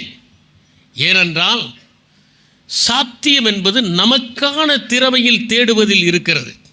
இயற்கை ஒவ்வொருவருக்கும் ஒரு திறமையை கொடுத்து படைத்திருக்கிறது. கச்சிதம் என்பது நடக்க முடியாத காரியம் என்பதை நாம் வரலாற்றில் பார்த்தோம். தாமஸ் மூர் என்பவர் உட்டோப்பியா என்கிற ஓர் அற்புதமான நூலை எழுதியிருக்கிறார். உட்டோப்பியா என்றால் பர்ஃபெக்ட் பிளேஸ் என்று பொருள். எல்லாவற்றிலும் கச்சிதமாக இருக்கிற ஓர் இடம். அது நடக்க முடியாத, கற்பனையால் மட்டுமே சாத்தியமான ஒன்றிற்கு உட்டோப்பியன் ஐடியா என்கின்ற ஒரு பதம் அந்த நூலிலிருந்து உருவானது. கற்பனைகளில் மட்டுமே சாத்தியமாக ஒருவர் கச்சிதமாக இருக்க முடியும். எனக்கு தெரிந்த ஒரு மனநல மருத்துவரிடம் நான் பேசிக் கொண்டிருந்தேன். அவரிடம் கேட்டேன், எல்லோரும் குறைபாடு உள்ளவர்கள் என்று சொல்லுகிறீர்களே? ஆமாம், ஒவ்வொரு மனிதனுக்கும் ஏதோ ஒரு குறைபாடு இருக்கிறது, அது அவனுக்கு தெரிவதில்லை. சிலருக்கு நாய் மீது பயம், சிலருக்கு பாம்பு மீது பயம். நெப்போலியனுக்கு பூனையின் மீது பயம் இருந்தது. ஒருவர் சிறிதும் அச்சப்படாமல் ஒரு பாம்பை பொத்திலிருந்து எடுத்தார். ஆனால் சிறிது நேரத்தில் ஒரு எலியை பார்த்து பயந்து போய் வியர்த்து அந்த பாம்பை கீழே போட்டு விட்டார். அவருக்கு பாம்பை பிடிக்க தைரியம் இருக்கிறது, ஆனால் எலியை பார்க்க பயமாக இருக்கிறது. இப்படி ஒவ்வொருவருக்கும் ஒவ்வொரு விதமான பயம். அது ஒவ்வொன்றிற்கும் ஒரு பெயர் கூட ஆங்கிலத்தில் இருக்கிறது. நாயை பார்த்து பயப்பட்டால் சைனோஃபோபியா, பூனையை பார்த்து பயப்பட்டால் அலுரோஃபோபியா, 13ஆம் எண்ணை பார்த்து பயப்படுபவர்கள் இருக்கிறார்கள், அதுக்கு பேர் ட்ரிஸ்கடக்கோஃபோபியா என்று. சிலருக்கு மூடப்பட்ட இடத்திலே இருந்தால் பயம் ஏற்படும், சிலருக்கு மலை உச்சிக்கு சென்றால் பயம் ஏற்படும். இப்படி ஆளாளுக்கு ஒரு பயம் இருக்கிறது. குறைபாடுகள் இல்லாத மனிதர்களே இல்லை என்றார். நான் அவரிடம் கேட்டேன், அப்படி ஒருவேளை குறைபாடுகளே இல்லாத ஒரு மனிதர் உங்களை வந்து சந்தித்தால் நீங்கள் என்ன செய்வீர்கள் என்று கேட்டேன். அவரை நாங்கள் குணப்படுத்தி விடுவோம் என்று சொன்னார். குறைபாடுகள் இல்லாமல் ஒரு மனிதர் வாழ்வது சாத்தியமே இல்லை. ஏனென்றால் கச்சிதம் என்பதை நாம் ஒரு வரையறையாக வைத்திருக்கிறோம், இலக்காக வைத்திருக்கிறோம், அதை நாம் ஆதர்சமாக வைத்திருக்கிறோம். ஒன்று கச்சிதமாக இருந்தால் அது பயன்படாது. ஒரு மனிதர் எல்லாவற்றிலும் கச்சிதமாக இருக்கிறார் என்று வைத்துக் கொள்ளுங்கள், அவருடன் யாருமே நட்பாக இருக்க முடியாது. அப்படி கச்சிதமான ஒருவரோடு நீங்கள் ஒரு அறையை பகிர்ந்து கொண்டால் நீங்கள் எதை செய்தாலும் தவறு என்று அவர் சொல்வார். சில கச்சிதங்கள் இல்லாத மனிதர்களால் தான் நட்பு கூட பூரணமாகிறது, நட்பு கூட முழுமையாகிறது. எப்போது பார்த்தாலும் நீங்கள் செய்கிற தவறை சுட்டி காட்டிக் கொண்டிருந்தால் உங்களால் மகிழ்ச்சியாக இருக்க முடியாது. இந்த உலகம் கச்சிதமின்மைகளால் உருவான ஒன்று என்பதை நாம் புரிந்து கொள்ள வேண்டும். ஒரு குவளை தண்ணீரை இங்கே கொண்டு வந்து வைக்கிறார்கள். அந்த குவளையிலே இருக்கிற தண்ணீரில் எந்த விதமான தாது பொருள்களும் கலக்கவில்லை, சுத்தமான தண்ணீர். அதில் ஒரு முழுங்கை கூட உங்களால் விழுங்க முடியாது. ஏனென்றால் சுத்தமான தண்ணீருக்கு நிறம் இருக்காது, மனம் இருக்காது, சுவை இருக்காது. அப்படிப்பட்ட டிஸ்டில்டு வாட்டரை உங்களுக்கு வைத்தால் உங்கள் தாகமும் தீராது, உங்களால் குடிக்கவும் முடியாது. சில பொருட்கள் எல்லாம் கலக்கிற காரணத்தால் தான் தண்ணீருக்கு சுவை ஏற்படுகிறது, அதை நீங்கள் ருசிக்கிறீர்கள். சுத்தமான தங்கம், அதை நீங்கள் இழுத்து நீட்டி எவ்வளவு தூரம் வேண்டுமானால் கொண்டு போகலாம். தங்கத்தினுடைய மகிமையே அதனுடைய மேலியபிலிட்டி என்று வேதியியலில் சொல்வார்கள். உலகத்தில் முதல் கண்டுபிடிக்கப்பட்ட உலோகங்களில் ஒன்று தங்கம். கடைசியாக கண்டுபிடிக்கப்பட்டது இரும்பு. கடைசியாக கண்டுபிடிக்கப்பட்டது தான் மனிதனுடைய வாழ்க்கைக்கு அச்சாரமாக இருக்கிறது. முதலில் கண்டுபிடிப்பது அல்ல. முதலில் கண்டுபிடித்தது இல்லாமல் வாழ்ந்து விடலாம், கடைசியாக கண்டுபிடித்தது இல்லாமல் வாழ முடியாது. அந்த தங்கம் சுத்தமாக இருந்தால் அதிலே நகைகள் செய்ய முடியாது, மோதிரம் போட முடியாது. அது நெளிந்து வளைந்து கீழே விழுந்துவிடும். அதிலே சிறிது செம்பு கலக்கிற போதுதான் அந்த தங்கம் பயன்படுகிறது. கச்சிதமான தங்கத்தால் பயனில்லை, கச்சிதம் இல்லாத தங்கத்தால் தான் பயன் இருக்கிறது என்பதை ஆபரணங்கள் செய்பவர்கள் அறிவார்கள். இந்த உலகமே ஒரு கச்சிதமாக இல்லை. இந்த உலகம் கச்சிதமாக இல்லாததனால் அவ்வப்போது நிலநடுக்கங்கள் ஏற்படுகின்றன, புயல்கள் உண்டாகின்றன, சூறாவளிகள் தோன்றுகின்றன, எரிமலைகள் கொதிக்கின்றன. இவையெல்லாம் ஏற்படுவதற்கு காரணம் இந்த உலகம் கச்சிதமாக இல்லை என்கிற காரணத்தினால்தான். இந்த உலகமே தினமும் பரிணாம வளர்ச்சி அடைந்து கொண்டிருக்கிறது. இந்த இருத்தல் முழுமையும் பரிணாம வளர்ச்சி அடைந்து கொண்டே இருக்கிறது. ஒவ்வொரு நொடியுமே அது பரிணாம வளர்ச்சி. இந்த நொடிக்கு ஒரு நொடி முன்னால் இருந்த உலகம் இன்று இல்லை, இருத்தல் இல்லை. ஏதேனும் ஒரு எரி நட்சத்திரம் கீழே விழுந்திருக்கலாம், ஏதேனும் ஒரு கிரகத்தில் சிறு மாற்றம் நிகழ்ந்திருக்கலாம், ஏதேனும் ஓர் அலை ஓர் சமுத்திரத்தில் கரையை கடந்து சென்றிருக்கலாம், ஏதேனும் ஓர் இடத்திலே நில அரிப்பு ஏற்பட்டிருக்கலாம். இருத்தல் தன்னை பரிணாம வளர்ச்சி செய்து கொண்டே இருக்கிறது. ஏனென்றால் இருத்தல் கச்சிதமாக இல்லை. அதனால்தான் கடவுள் பொய் என்கிற ஒரு நூலை எழுதினார் ரிச்சர்ட் டாக்கின்ஸ். அந்த ரிச்சர்ட் டாக்கின்ஸ் சொல்லுகிறார், இருத்தல் ஒரு கஞ்சத்தனமான காசாளன், அது ஒரு நொடியை கூட வீணடிப்பதில்லை. இருத்தல் நொடியை வீணடிப்பதில்லை, மனிதர்கள் நொடியை வீணடிக்கிறார்கள். நொடியை மட்டுமல்ல, நாட்களை, வருடங்களை, ஆண்டுகளை அவர்கள் வீணடித்துக் கொண்டே இருக்கிறார்கள். ரிச்சர்ட் டாக்கின்ஸ் சொன்னதைப் போல இந்த ஒவ்வொரு நொடியிலும் ஏதேனும் மாற்றம் நிகழ்ந்து கொண்டே இருக்கிறது. டார்வின் அந்த பீகிள் என்கின்ற கப்பலிலே சுற்றுப்பயணம் செய்கிற போது ஒன்றை கண்டார். இருத்தல் தொடர்ந்து தன்னை மாற்றிக்கொண்டே இருக்கிறது தேவைக்கேற்ப. அதனால்தான் அவர் சொன்னார், சிறந்தவை இந்த உலகத்தில் நீடிப்பதில்லை, எவையெல்லாம் தாக்கு பிடிக்கிற சக்தி உள்ளதாக இருக்கிறதோ அவைதான் நீடித்து நிற்கின்றன.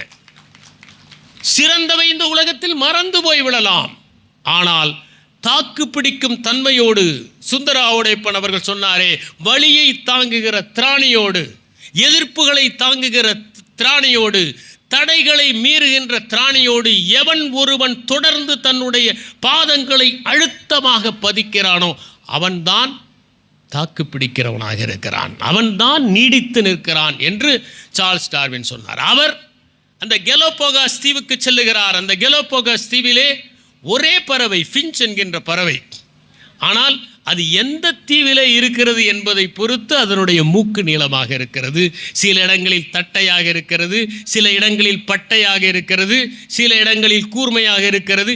எந்த இடத்தில் அது கொட்டைகளை உடைக்க வேண்டுமோ அங்கே கூர்மையாக இருக்கிறது, எங்கே அது பழங்களை சாப்பிடுமோ அந்த இடத்திலே அது பட்டையாக இருக்கிறது. தேவைக்கு ஏற்ப அதனுடைய அழகு விரிவடைவதை பார்த்துத்தான் டார்வின் சொன்னார், இருத்தல் தன்னை மாற்றிக்கொண்டே இருக்கிறது, இயற்கை தன்னை தேர்வு செய்து கொண்டே இருக்கிறது என்று. எனவே இருத்தலே ஒருபோதும் கச்சிதமாக இல்லை. நாம் எந்த இருத்தலில் இருக்கிறோமோ, எந்த இயற்கையில் இருக்கிறோமோ அந்த இயற்கையே கச்சிதமாக இல்லை. நாம் பார்க்கிற விலங்குகள் எல்லாம் கூட பரிணாம வளர்ச்சி அடைந்து கொண்டிருக்கின்றன. யாராவது டைனோசர்களும் கோழிகளும் ஒரே குடும்பத்தை சார்ந்தவை என்று சொன்னால் ஒத்துக்கொள்ள முடியுமா? ஆனால் இவற்றிற்கும் தொடர்பு இருக்கிறது. யாராவது ஒரு காலத்தில் குதிரை என்பது ஒரு அடி உயரம்தான் இருந்தது, பிறகு அது படிப்படியாக இனக்கலப்பு செய்ததன் மூலமாக வளர்ந்து அது முதலில் படையிலே இருக்கிற போது அனைவரையும் பயமுறுத்தியது என்பதை நம்புவார்களா? 6 கோடி ஆண்டுகளுக்கு முன்னால் ஒரு குதிரையின் உயரம் ஒரே ஒரு அடிதான். ஒரு காலத்தில் எகிப்தில் பாபூன் குரங்குகளை மேசைகளில் உணவை பரிமாற பயன்படுத்தினார்கள் என்பதை நாம் நம்ப முடியுமா?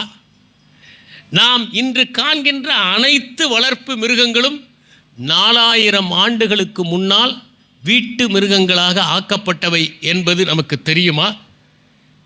4000 ஆண்டுகளாக எந்த விலங்கையும் நம்மால் வீட்டு மிருகமாக ஆக்க முடியவில்லை, வளர்ப்பு மிருகமாக ஆக்க முடியவில்லை. ஒரு சிம்பன்சியை பழக்கினால் 100 200 சொற்களை அதை அடையாளம் காண முடியும். போலியோ வைரஸ்களை கண்டுபிடிப்பதற்கு 30,000 குரங்குகளை 3 ஆண்டுகள் பயன்படுத்தி அதை தரம் பிரித்தார்கள் என்பது அறிவியல் நுட்பம். நாம் இன்று பார்க்கிற பல விலங்குகள் காலப்போக்கிலே பரிணாம வளர்ச்சி அடைந்து அந்த நிலைமையை அடைந்தன. நாம் இப்போதும் திருப்தி அடையவில்லை. ஒரு காலத்தில் குறைவான பால் தந்த பசுக்களை நாம் கலப்பு செய்து இன்று அதிக பால் சுரக்கிற மிருகங்களாக ஆக்கியிருக்கிறோம். ஒரு காலத்தில் குறைவாக மகசூல் தந்த பயிர்களை எல்லாம் நாம் படிப்படியாக அபிவிருத்தி செய்து இன்று அதிக மகசூல் தருகிற பயிர்களாக மாற்றி இருக்கிறோம். இன்று குறைந்த இடத்தில் அதிக உற்பத்தி செய்கிற பயிர்களையும் பழ வகைகளையும் காய்கறிகளையும் நாம் கண்டுபிடித்திருக்கிறோம். பெரிய கொட்டைகள் இருக்கிற பழங்களை எல்லாம் நாம் பதப்படுத்தி தடவி அவற்றின் விதைகளெல்லாம் உதிரும்படி செய்திருக்கிறோம். இன்று விதைகள் இல்லாத பழங்கள் வந்துவிட்டன. இந்த விதைகள் இல்லாத பழங்களை சாப்பிடும் மனிதர்கள் நாளடைவில் பற்கள் இல்லாமல் ஆனால் ஆச்சரியப்படுவதற்கு இல்லை. இப்படி படிப்படியாக மனிதன் இருப்பதில் திருப்தி அடைவதே இல்லை. அவன் தொடர்ந்து அதை மேம்படுத்தி கொண்டே இருக்கிறான். இதுதான் இலக்கு, இதோடு நாம் திருப்தி அடைவோம் என்று ஒரு மனிதனும் சிந்திப்பதில்லை. இன்னும் என்ன அதில் சாதனை செய்ய முடியும், இன்னும் அதிலே என்ன வளர்ச்சியை செலுத்த முடியும், இன்னும் என்ன மேம்பாட்டை செய்ய முடியும் என்று அவன் தொடர்ந்து சிந்தித்து கொண்டே இருக்கிறான். கச்சிதமின்மையால் அவனுடைய வளர்ச்சி தொடர்ந்து கொண்டிருக்கிறது. கச்சிதமின்மையால் அவன் பயணம் தொடர்ந்து கொண்டிருக்கிறது. ஒன்றை அவன் கச்சிதம் என்று ஒப்புக்கொண்டிருந்தால் அதனோடு அவன் நிறுத்தியிருப்பான். நீங்கள் நாய்களை பார்க்கலாம். விதவிதமான நாய்கள் இருக்கின்றன. குள்ளமான நாய்களும் இருக்கின்றன, உயரமான நாய்களும் இருக்கின்றன. அந்த உயரமான நாய்களிலே உயரமானவற்றை தேர்ந்தெடுத்து அவன் கலப்பு செய்தனால் மிக உயரமான நாய்களை அவன் அடைந்தான். இன்னும் அந்த முயற்சி தொடர்ந்து கொண்டே இருக்கிறது. ஏனென்றால் அவன் எப்போதுமே ஒன்றுதான் முடிவு என்று நினைப்பதில்லை. இன்னும் அவனுக்கு பல விதங்கள் தேவை, வகைகள் தேவை. அதனால் அவன் முயன்று கொண்டிருக்கிறான். வேன் காவை பற்றி நாம் கேள்விப்பட்டிருக்கிறோம். அற்புதமான ஓவியர். அவருடைய வாழ்நாளில் ஒரே ஒரு ஓவியம்தான் விற்பனையானது.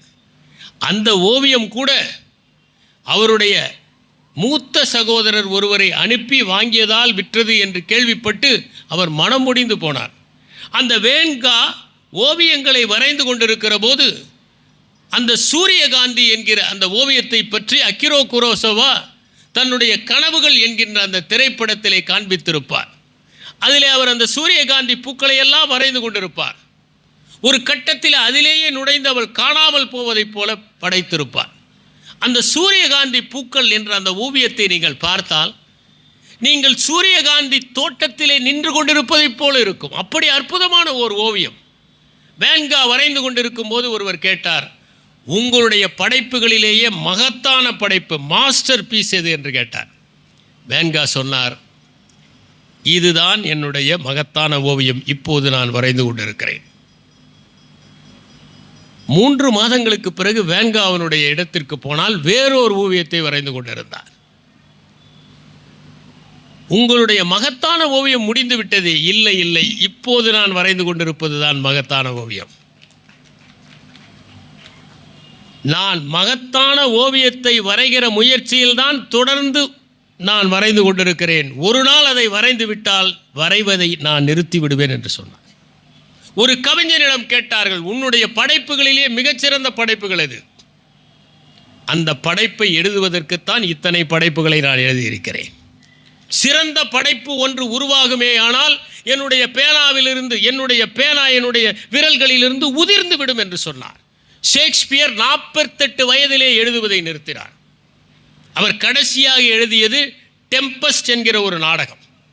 அந்த டெம்பஸ்டை அவர் எழுதுகிற போது ஒரு மகிழ்ச்சியான நாடகமாக அவர் மாற்றினார். அதை பற்றி குறிப்பிடுகிற போது ஐசக் ஆசிமோவ் சொன்னார், Shakespeare ended his career in an upbeat mood என்று கூறுவார்.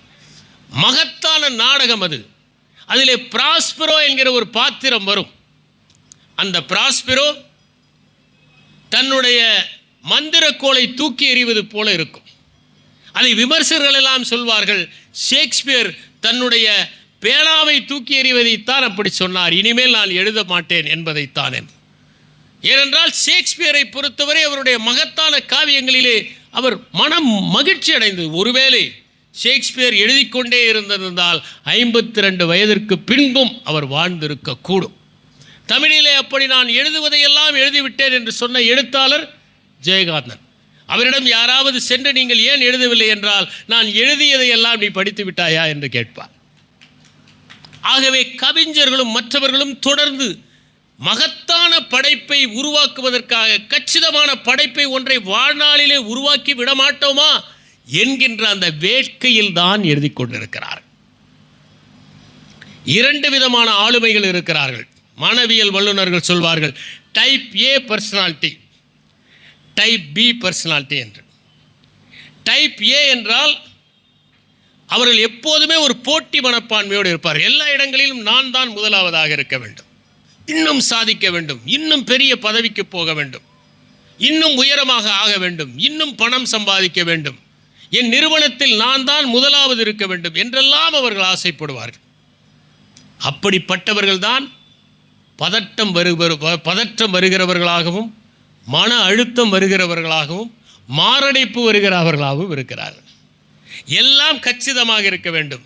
ஒன்று சிறிது பிசகினால் கூட அவர்களுக்கு கோபம் மூக்கை பொத்தி கொண்டு வரும்.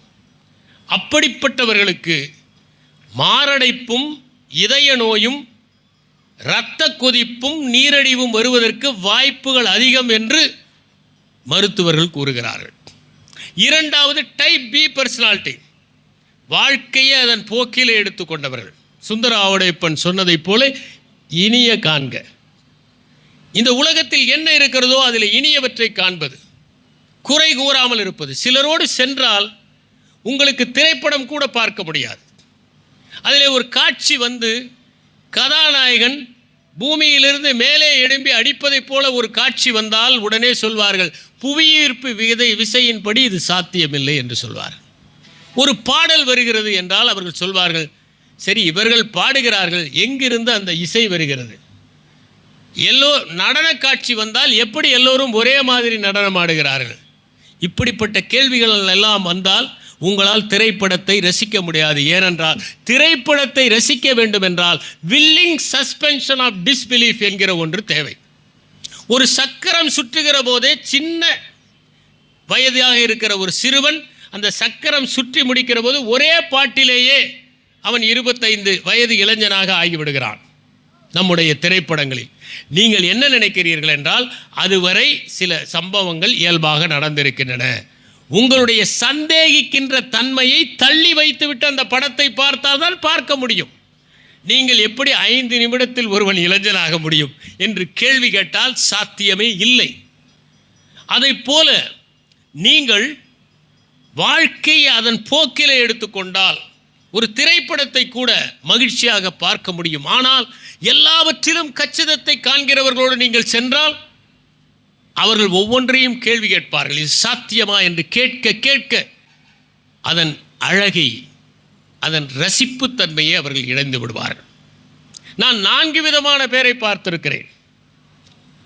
ஒருவரிடம் உங்கள் அறையில் வெடிகுண்டு வைத்திருக்கிறார்கள் என்று சொன்னால் இன்னும் வெடிகுண்டே வைக்கவில்லை, அலறி ஊரையே கூட்டி விடுவார். அப்படிப்பட்டவர்கள் ஒரு விதம். 2வதாக அவர்கள் அறையில் வெடிகுண்டையே வைத்தால் அதை எடுத்து கொண்டு போய் அமைதியாக பக்கத்து அறையில் வைத்துவிட்டு வந்து எதுவுமே நடக்காதது போல தங்கள் பணியை செய்பவர்கள். 3வதாக அந்த வெடிகுண்டை எடுத்து அதன் திறனை இழக்கச் செய்துவிட்டு எதுவுமே நடக்காதது போல தங்கள் பணியை செய்வார்கள். 4வதாக அந்த வெடிகுண்டை மைசூர் போண்டாவில் வைத்து சாப்பிட்டு ஜீரணம் செய்கிறவர்கள். இந்த 4 விதமான மனிதர்களை நான் பார்த்திருக்கிறேன். யார் ஒருவர் எல்லாம் சரியாக இருக்க வேண்டும், ஒரு சின்ன பிசகு கூட இருக்கக்கூடாது என்று நினைக்கிறார்களோ அவர்களை பலமுறை நான் பார்த்திருக்கிறேன். அவர்கள் சரியாக இருக்க மாட்டார்கள். அவர்கள் சரியாக இல்லாத போதுதான் அனைவரிடமும் சரியானவற்றை எதிர்பார்த்து கொண்டிருக்கிறார்கள். ஏனென்றால் சரியாக இருப்பவன் அங்கே வந்தால் சரியாக இல்லாமல் சில பொருட்கள் இருக்கும் என்பதை ஒத்துக்கொள்பவனாக இருப்பான். எனக்கு தெரிந்த ஒரு நண்பர், அவர் 2 அலுவலகங்களில் அலுவலராக இருந்தார். ஒரு முறை அவர் ஒரு தொலைநகலை கொடுத்து அந்த மற்றொரு அலுவலகத்தில் அதை எல்லா அலுவலகங்களுக்கும் அனுப்பும்படி உத்தரவிட்டார். காலையில் இந்த உத்தரவை கொடுத்தார். மதியம் வந்திருக்கும். அவருடைய அந்த நேர்முக உதவியாளரை அழைத்து அனுப்பிவிட்டீர்களா என்று கேட்டார். அவர் இன்னும் அனுப்பவில்லை என்று சொன்னார். எரிமலையைப் போல வெடித்து விட்டார். கோபத்தில் கொந்தளித்தார். அவரை கடுமையாக திட்டினார். அனுப்பிவிடுகிறேன் என்று சொன்னார். அவர் 5 நிமிடத்தில் எந்த தொலைநகலை மாவட்டங்களுக்கு அனுப்ப வேண்டுமோ அந்த தொலைநகலை அந்த அலுவலகத்திலிருந்து இவருடைய அலுவலகத்திற்கே அவர் அனுப்பிவிட்டார். அனுப்ப வேண்டியது மற்ற அலுவலகங்களுக்கு. ஆனால் அச்சத்தின் பிடியின் காரணமாக இவருக்கே அதை அனுப்பிவிட்டார். ஏனென்றால் பதற்றத்தினால் விளைவது பெரிய நன்மை அல்ல, பதற்றத்தால் விளைவது கச்சிதமல்ல, குறைபாடுகள் என்பதை உணர வேண்டும். ரஷ்யாவிலே ஒரு சின்ன கதை, அழகான கதை. கூட்டு பண்ணையிலே வேலை செய்கிற ஒரு பெண், அவளுக்கு செருப்பு வாங்க வேண்டும் என்கிற ஆசை கணவனுக்கு. நகரத்திற்கு செல்கிறான். தன்னுடைய மனைவியின் காலை உத்தேசமாக அவன் மனத்திலே கணக்கிட்டு ஒரு செருப்பை வாங்கி கொண்டு வருகிறான். அந்த செருப்பை வாங்கி கொண்டு வந்து மனைவியிடம் கொடுத்து இதை நீ அணிந்து பார் என்று சொல்கிறான். மனைவி அதை அணிகிறாள். செருப்பு சின்னதாக இருக்கிறது. நம்முடைய பழக்கம் என்னவென்றால், அப்படி ஒரு செருப்பு நம் காலுக்கு பொருந்தாமல் இருந்தால் நாம் என்ன சொல்வோம்? செருப்பு சின்னதாக வாங்கி வந்து விட்டீர்களே என்று குறைபடுவோம். ஆனால் அந்த பெண் சொன்னால், பாவம், இந்த பாழா போன சரியன் கால் பெரிதாக இருக்கிறது என்று சொன்னாள். அவள் செருப்பு சின்னதாக இருக்கிறது என்று குறைபட்டு கொள்ளவில்லை, கால் பெரிதாக இருக்கிறது என்று அந்த கணவனின் அன்பை போற்றுபவளாக இருந்தாள் என்பதுதான் இந்த கதையினுடைய சாரம். யார் கச்சிதமின்மையை உணர்கிறார்களோ அவர்கள் இந்த கச்சிதமின்மைக்கு பின்னால் இருக்கிற அன்பை உணர்வார்கள், பாசத்தை உணர்வார்கள், கருணையை உணர்வார்கள், மேன்மையை உணர்வார்கள். சில பேர் ஒரு பணி கிடைத்தால் அதில் திருப்தி அடைய மாட்டார்கள். இன்னும் மேலே, இன்னும் மேலே என்று ஆசைப்பட்டு கொண்டே இருப்பார்கள். யாரை பிடித்தால் அடுத்தது ஒரு பதவி கிடைக்கும், அவர்கள் விரும்புகிற பதவி என்று யார் நிர்ணயிப்பார்களோ அவருடைய இல்லத்திலே இருக்கிற அந்த காவலரை கூட நட்பு செய்து கொள்வார்கள். இப்படி அவர்கள் தொடர்ந்து முயற்சி செய்து கொண்டே இருப்பார்கள். ஏனென்றால் அவர்கள் கச்சிதம் இதுதான் என்கின்ற எண்ணத்தில் வாழ்பவர்கள் அல்ல. இன்னும் கச்சிதம் வேண்டும், இன்னும் கச்சிதம் வேண்டும் என்று அவர்கள் பாடுபட்டு கொண்டிருப்பார்கள். ஒரு முறை நான் படித்தேன், ஒருவர் ஒரு பெரிய மனிதருடைய வீட்டுக்கு செல்கிறார். அந்த பெரிய மனிதர் அவரை விருந்தினராக வர வேண்டும் என்று அழைக்கிறார். அந்த மாநகரத்திற்கு சென்றவர் அவருடைய வீட்டிற்கு செல்கிறார். அந்த வீட்டிலே அந்த பெரிய மனிதர் மிகப்பெரிய மாளிகையை எழுப்பியிருக்கிறார். மாளிகையின் ஒவ்வொரு அறையாக கொண்டு போய் காண்பிக்கின்றார். இந்த அறையை பாருங்கள், இந்த அறையை பாருங்கள் என்று மகிழ்ச்சி ததும்ப அத்தனை அறைகளையும் காட்டுகிறார். இந்த வீடு எனக்கு மிகவும் மகிழ்ச்சி அளிக்கிறது என்பதை எல்லா விதத்திலும் அவர் தெரியப்படுத்தி விடுகிறார். அடுத்த முறை மாநகரத்திற்கு போகிறார். அந்த நண்பர் சிறிதும் மகிழ்ச்சியாக இவரை வீட்டிற்கு அழைக்கவில்லை. ஏன் அழைக்கவில்லை என்றால், அவருடைய வீட்டுக்கு பக்கத்தில் இன்னொருவர் இவரை காட்டிலும் பெரிய வீட்டை கட்டிவிட்டார். இவருடைய மகிழ்ச்சி என்பதே அந்த தெருவிலே இவருடைய வீடுதான் பெரியது என்பதுதான். வேறொருவருடைய வீடு பெரியதாக இருக்கிற போது அதை ஏற்றுக்கொள்வதற்கான பக்குவம் அவருக்கு வரவில்லை.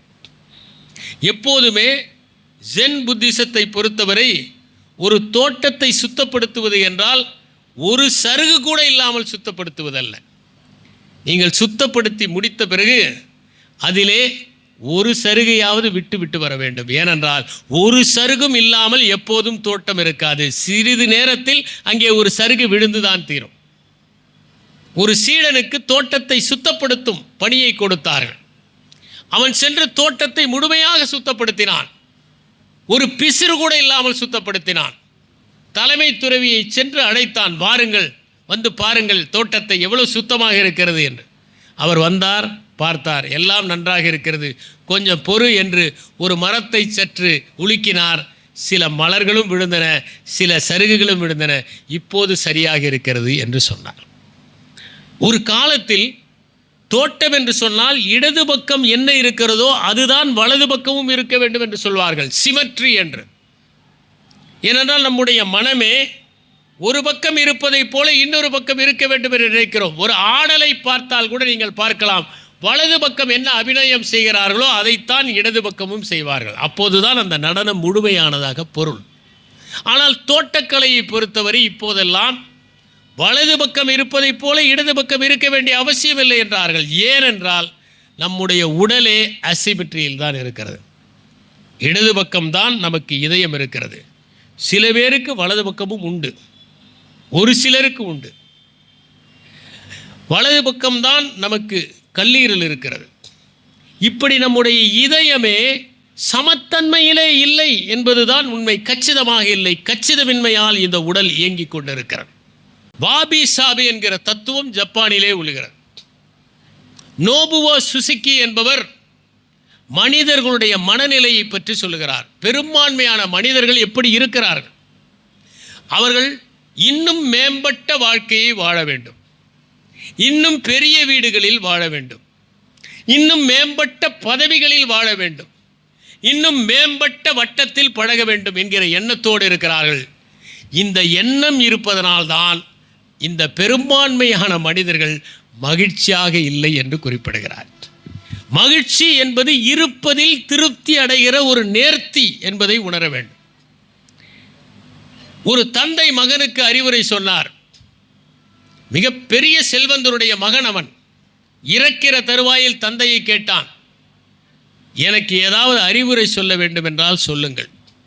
தந்தை சொன்னார், உன்னை விட பணக்காரன் யாரோடும் நீ பழகாதே, நட்பாக இருக்காதே.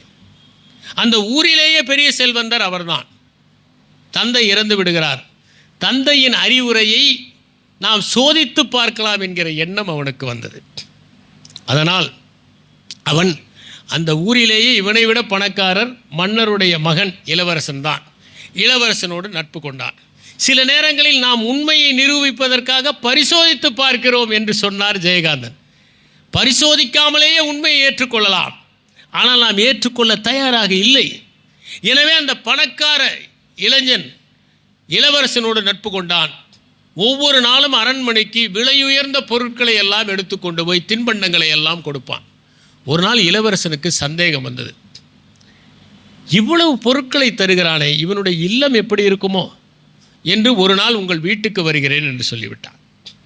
வீட்டுக்கு செல்கிறான். தடபுடலான விருந்தெல்லாம் தருகிறார்கள். எல்லாம் முடிந்த பிறகு முற்றத்திற்கு வருகிறார்கள். அங்கே ஒரு பேசும் கிளி இருக்கிறது. அது அழகாக பேசுகிறது. இளவரசனிடம் அந்த செல்வந்தன் சொல்கிறான், உங்களுக்கு என்ன வேண்டும் கேளுங்கள், பரிசு பொருளாக நான் தருகிறேன். எனக்கு அந்த கிளிதான் வேண்டும். இவன் சொல்கிறான், அந்த கிளியை தவிர வேறு எது வேண்டுமானாலும் கேளுங்கள். ஏனென்றால் அந்த கிளி நான் பழம் ஊட்டினால்தான் அது சாப்பிடும். எனக்கு மிகவும் செல்லமான கிளி. இதை தவிர எதை வேண்டுமானாலும் கேளுங்கள். இல்லை, எனக்கு கிளிதான் வேண்டும். தயவு செய்து என்னை மன்னித்து விடுங்கள், அந்த கிளியை தர முடியாது. இளவரசன் சென்று விடுகிறான். சிறிது நேரத்தில் படை வருகிறது, வீட்டை துவம்சம் செய்கிறது, கிளியின் இறக்கைகளை எல்லாம் பீத்து போட்டு சென்று விடுகிறது. அப்போதுதான் உணர்ந்தான் தந்தையின் அறிவுரை எவ்வளவு மகத்தான அறிவுரை என்று. தன்னை விட ஒரு மேம்பட்ட வட்டத்தில் தான் பழக வேண்டும் என்று நினைப்பதனால் திருப்தி இல்லாமல் இருக்கிறார். அந்த வாபி சாபியிலே நோபுவோ சுசுகி சொல்கிற முக்கியமான ஒன்று, நாம் பூரணமானவர்கள் இல்லை. நாம் யாருமே முழுமையானவர்கள் அல்ல. நாம் கச்சிதமானவர்கள் இல்லை. யாராவது ஒருவர் கச்சிதம் என்று சொல்ல முடியுமா? ஒருவரும் சொல்ல முடியாது. ஏனென்றால் உயிரற்ற பொருள்கள் தான் கச்சிதமாக இருக்க முடியும். ஒரு நாற்காலி கச்சிதமாக இருக்கலாம், ஒரு மேசை கச்சிதமாக இருக்கலாம், ஒரு பேனா கச்சிதமாக இருக்கலாம். அவை கூட கச்சிதமில்லை என்பதனால் தான் நாளுக்கு நாள் அவற்றின் வடிவத்தை மாற்றிக்கொண்டே இருக்கிறார்கள். ஒரே வடிவத்தில் ஒரு நாற்காலி வந்தால் இதுதான் சிறந்த நாற்காலி என்றால் அதைவிட அபிவிருத்தி செய்வதற்கான வாய்ப்பே இல்லாமல் போய்விடும். அவை கூட, உயிரற்றவை கூட கச்சிதமான இல்லை. எனவே நாம் கச்சிதமாக இல்லை, முழுமையாகவும் இல்லை, நிரந்தரமானவர்களும் இல்லை. திருக்குறளிலே அதனால்தான் நிலையாமை என்கிற ஒரு அதிகாரத்தையே திருவள்ளுவர் சொன்னார். எல்லாம் மாறிக்கொண்டிருக்கின்றன. இந்த உலகம் மாறிக்கொண்டிருக்கிறது. இந்த உலகத்தில் உள்ள மனிதர்கள் மாறிக்கொண்டே இருக்கிறார்கள். நேற்று ஒருவரை பார்த்தால் அவரைப் போலவே, அவர் நேற்று பார்த்ததைப் போலவே இன்று இருப்பார் என்று நினைத்து கொள்ளாதீர்கள். அதனால்தான் ஜெய கிருஷ்ணமூர்த்தி சொன்னார், நீங்கள் ஒருவரை சந்தித்தால் முதன்முறை சந்திப்பதைப் போல பாருங்கள். நேற்று சந்தித்ததைப் போல நீங்கள் பார்த்தால் ஒருவேளை உங்களிடம் அவரை பற்றிய தவறான எண்ணங்கள் ஏற்படலாம். அவர் நேற்று வன்மமாக இருந்திருக்கலாம், இன்று இனிமையாக இருக்கலாம். நேற்று அவர் முள்ளாக இருந்திருக்கலாம், இன்று மலராக ஆகியிருக்கலாம். மாறுவதற்கான வாய்ப்புகள் இருக்கின்றன என்று சொன்னார். இந்த வாழ்க்கை நிலையில்லாதது. இந்த நிமிடம் முழுமையானதல்ல. அடுத்த நிமிடம் என்ன நிகழும் என்பதை தெரியாமல் நாம் இருக்கிறோம். ஒரு முறை யாசகம் கேட்டு வருகிறார்கள். அவர்களை தருமன் நாளைக்கு வா என்று சொல்கிறான். பீமன் சிரிக்கிறான். ஏன் சிரிக்கிறாய் என்று கேட்டதற்கு, நாளை வரை நாம் இருப்போம் என்று நீ நினைக்கிறாயே, அதை பார்த்துத்தான் நான் சிரிக்கிறேன் என்று பதில் சொல்கிறான். எனவே எதுவும் பூரணமானது இல்லை என்பதை நாம் உணர வேண்டும். சில பேர் சொல்வார்கள், என்னிடம் எந்த கெட்ட பழக்கமும் இல்லை, நான் மது அருந்துவதில்லை, புகைப்பிடிப்பதில்லை, வெற்றிலை பாக்கு போடுவதில்லை, பீடி சிகரெட் கிடையாது, எதுவும் கிடையாது என்று சொல்வார்கள். அதனால் அவர்கள் ஒன்றும் மெய்ஞானம் அடைந்து விட போவதில்லை. பொய் பேசுவார்கள். முல்லா நஸ்ருதீன் நன்றாக குடித்திருந்தார். அப்போதுதான் புகைத்திருந்தார். வாயிலிருந்து வாசனை. போதைப் பொருளை பையில் வைத்திருக்கிறார்.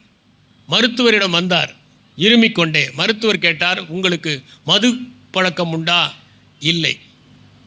போதை பழக்கம்? இல்லை. புகைப்பிடிக்கம்? இல்லை.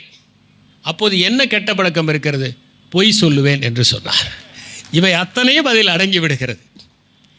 அவர்கள் உத்தமமானவர்களாக இருப்பதில்லை. எனவே கச்சிதமாக நான் இருக்கிறேன் என்று சொல்கிற பல மனிதர்கள் கச்சிதமாக இல்லை. புத்தர் எப்போதும் சொல்வார், நான் எப்போதும் தொடங்கிக் கொண்டே இருக்கிறேன். ஒரு மெய்ஞானம் அடைந்த ஒரு மனிதர், நான் எப்போதும் தொடங்கிக் கொண்டே இருக்கிறேன். இந்த நாளில் நாம் கற்றுக்கொள்ள வேண்டியது இருக்கிறது என்று நினைக்கிறவன் தான் கற்றுக்கொள்ள முடியும். நான் கற்று முடித்து விட்டேன் என்று ஒருபோதும் சொல்ல முடியாது. அதனால் புத்தர் சொன்னார், நான் தொடங்கிக் கொண்டிருக்கிறேன் என்று. சாக்ரட்டிஸிடம் வந்து சொன்னார்கள், நீங்கள் மிகப்பெரிய ஞானி என்று. அவர் சொன்னார், எனக்கு தெரியாது என்பது எனக்கு தெரியும், எனவே எனக்கு தெரியும்.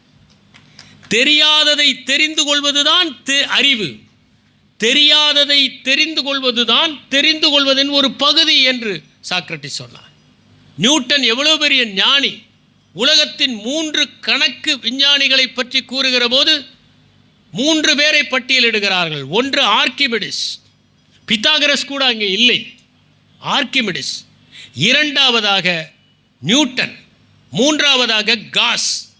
அந்த நியூட்டன் தன்னுடைய கண்டுபிடிப்புகளை பற்றி சொல்லுகிற போது, கடற்கரையிலே ஒரு கிளிஞ்சலை கண்டுபிடித்தவன் ஒரு குழந்தையாக அதை எடுத்துக்கொண்டு ஓடிப்போய் அனைவரிடமும் காட்டு மகிழ்வதைப் போலத்தான் என்னுடைய கோட்பாடுகளை நான் இந்த உலகத்திற்கு அளிக்கிறேன். அவ்வளவு பெரிய ஒரு ஞானி எவ்வளவு நிதானமாக பதிலளிக்கிறார் என்று பாருங்கள். ஒரு மன்னனிடம் ஒரு வைரம் இருந்தது, விலையுயர்ந்த பெரிய வைரம். அதிலே ஒரு கீறல் விழுந்து விட்டது. மன்னனால் தாங்க முடியவில்லை. இவ்வளவு அழகான வைரத்தில் ஒரு கீறல் விழுந்து விட்டது. நான் உங்களுக்கு சொல்கிறேன், நீங்கள் காரை வாங்குகிற போது அதில் கீறலே விடக்கூடாது என்று நினைப்பீர்கள். நீங்கள் எப்போதாவது கீறல் விழுந்தால் நிம்மதி இழப்பீர்கள். நீங்கள் முதலிலேயே காரில் கீறல் விழுந்துதான் தீரும் என்கிற மனப்பான்மையோடு இருந்தால் கீறல் விடுகிற போது அதை கண்டுகொள்ள மாட்டீர்கள். கார் என்பது கீறல் விழுவதற்குத்தான். கீறல் விழுவாத கார் இருக்க முடியாது. ஆனால் அந்த வைரத்திலே ஒரு சின்ன விரிசல் விட்டவுடன் அந்த மன்னன் அசந்து போகிறான். என்ன செய்வது என்று அவன் பயந்து போகிறான்.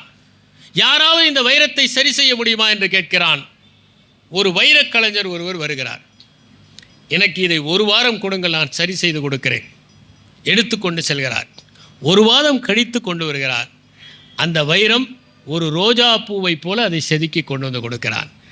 அப்போது மன்னர் சொல்லுகிறார், முதலிலே இருந்ததை விட இப்போது அழகாக இருக்கிறது. எல்லா கீறல்களும் அழகானவைதான் என்பதை நீங்கள் உணர்ந்து கொள்ளுங்கள். ஜப்பானிலே ஒரு கலை இருக்கிறது, கின்ட்டு சுகி என்று பெயர்.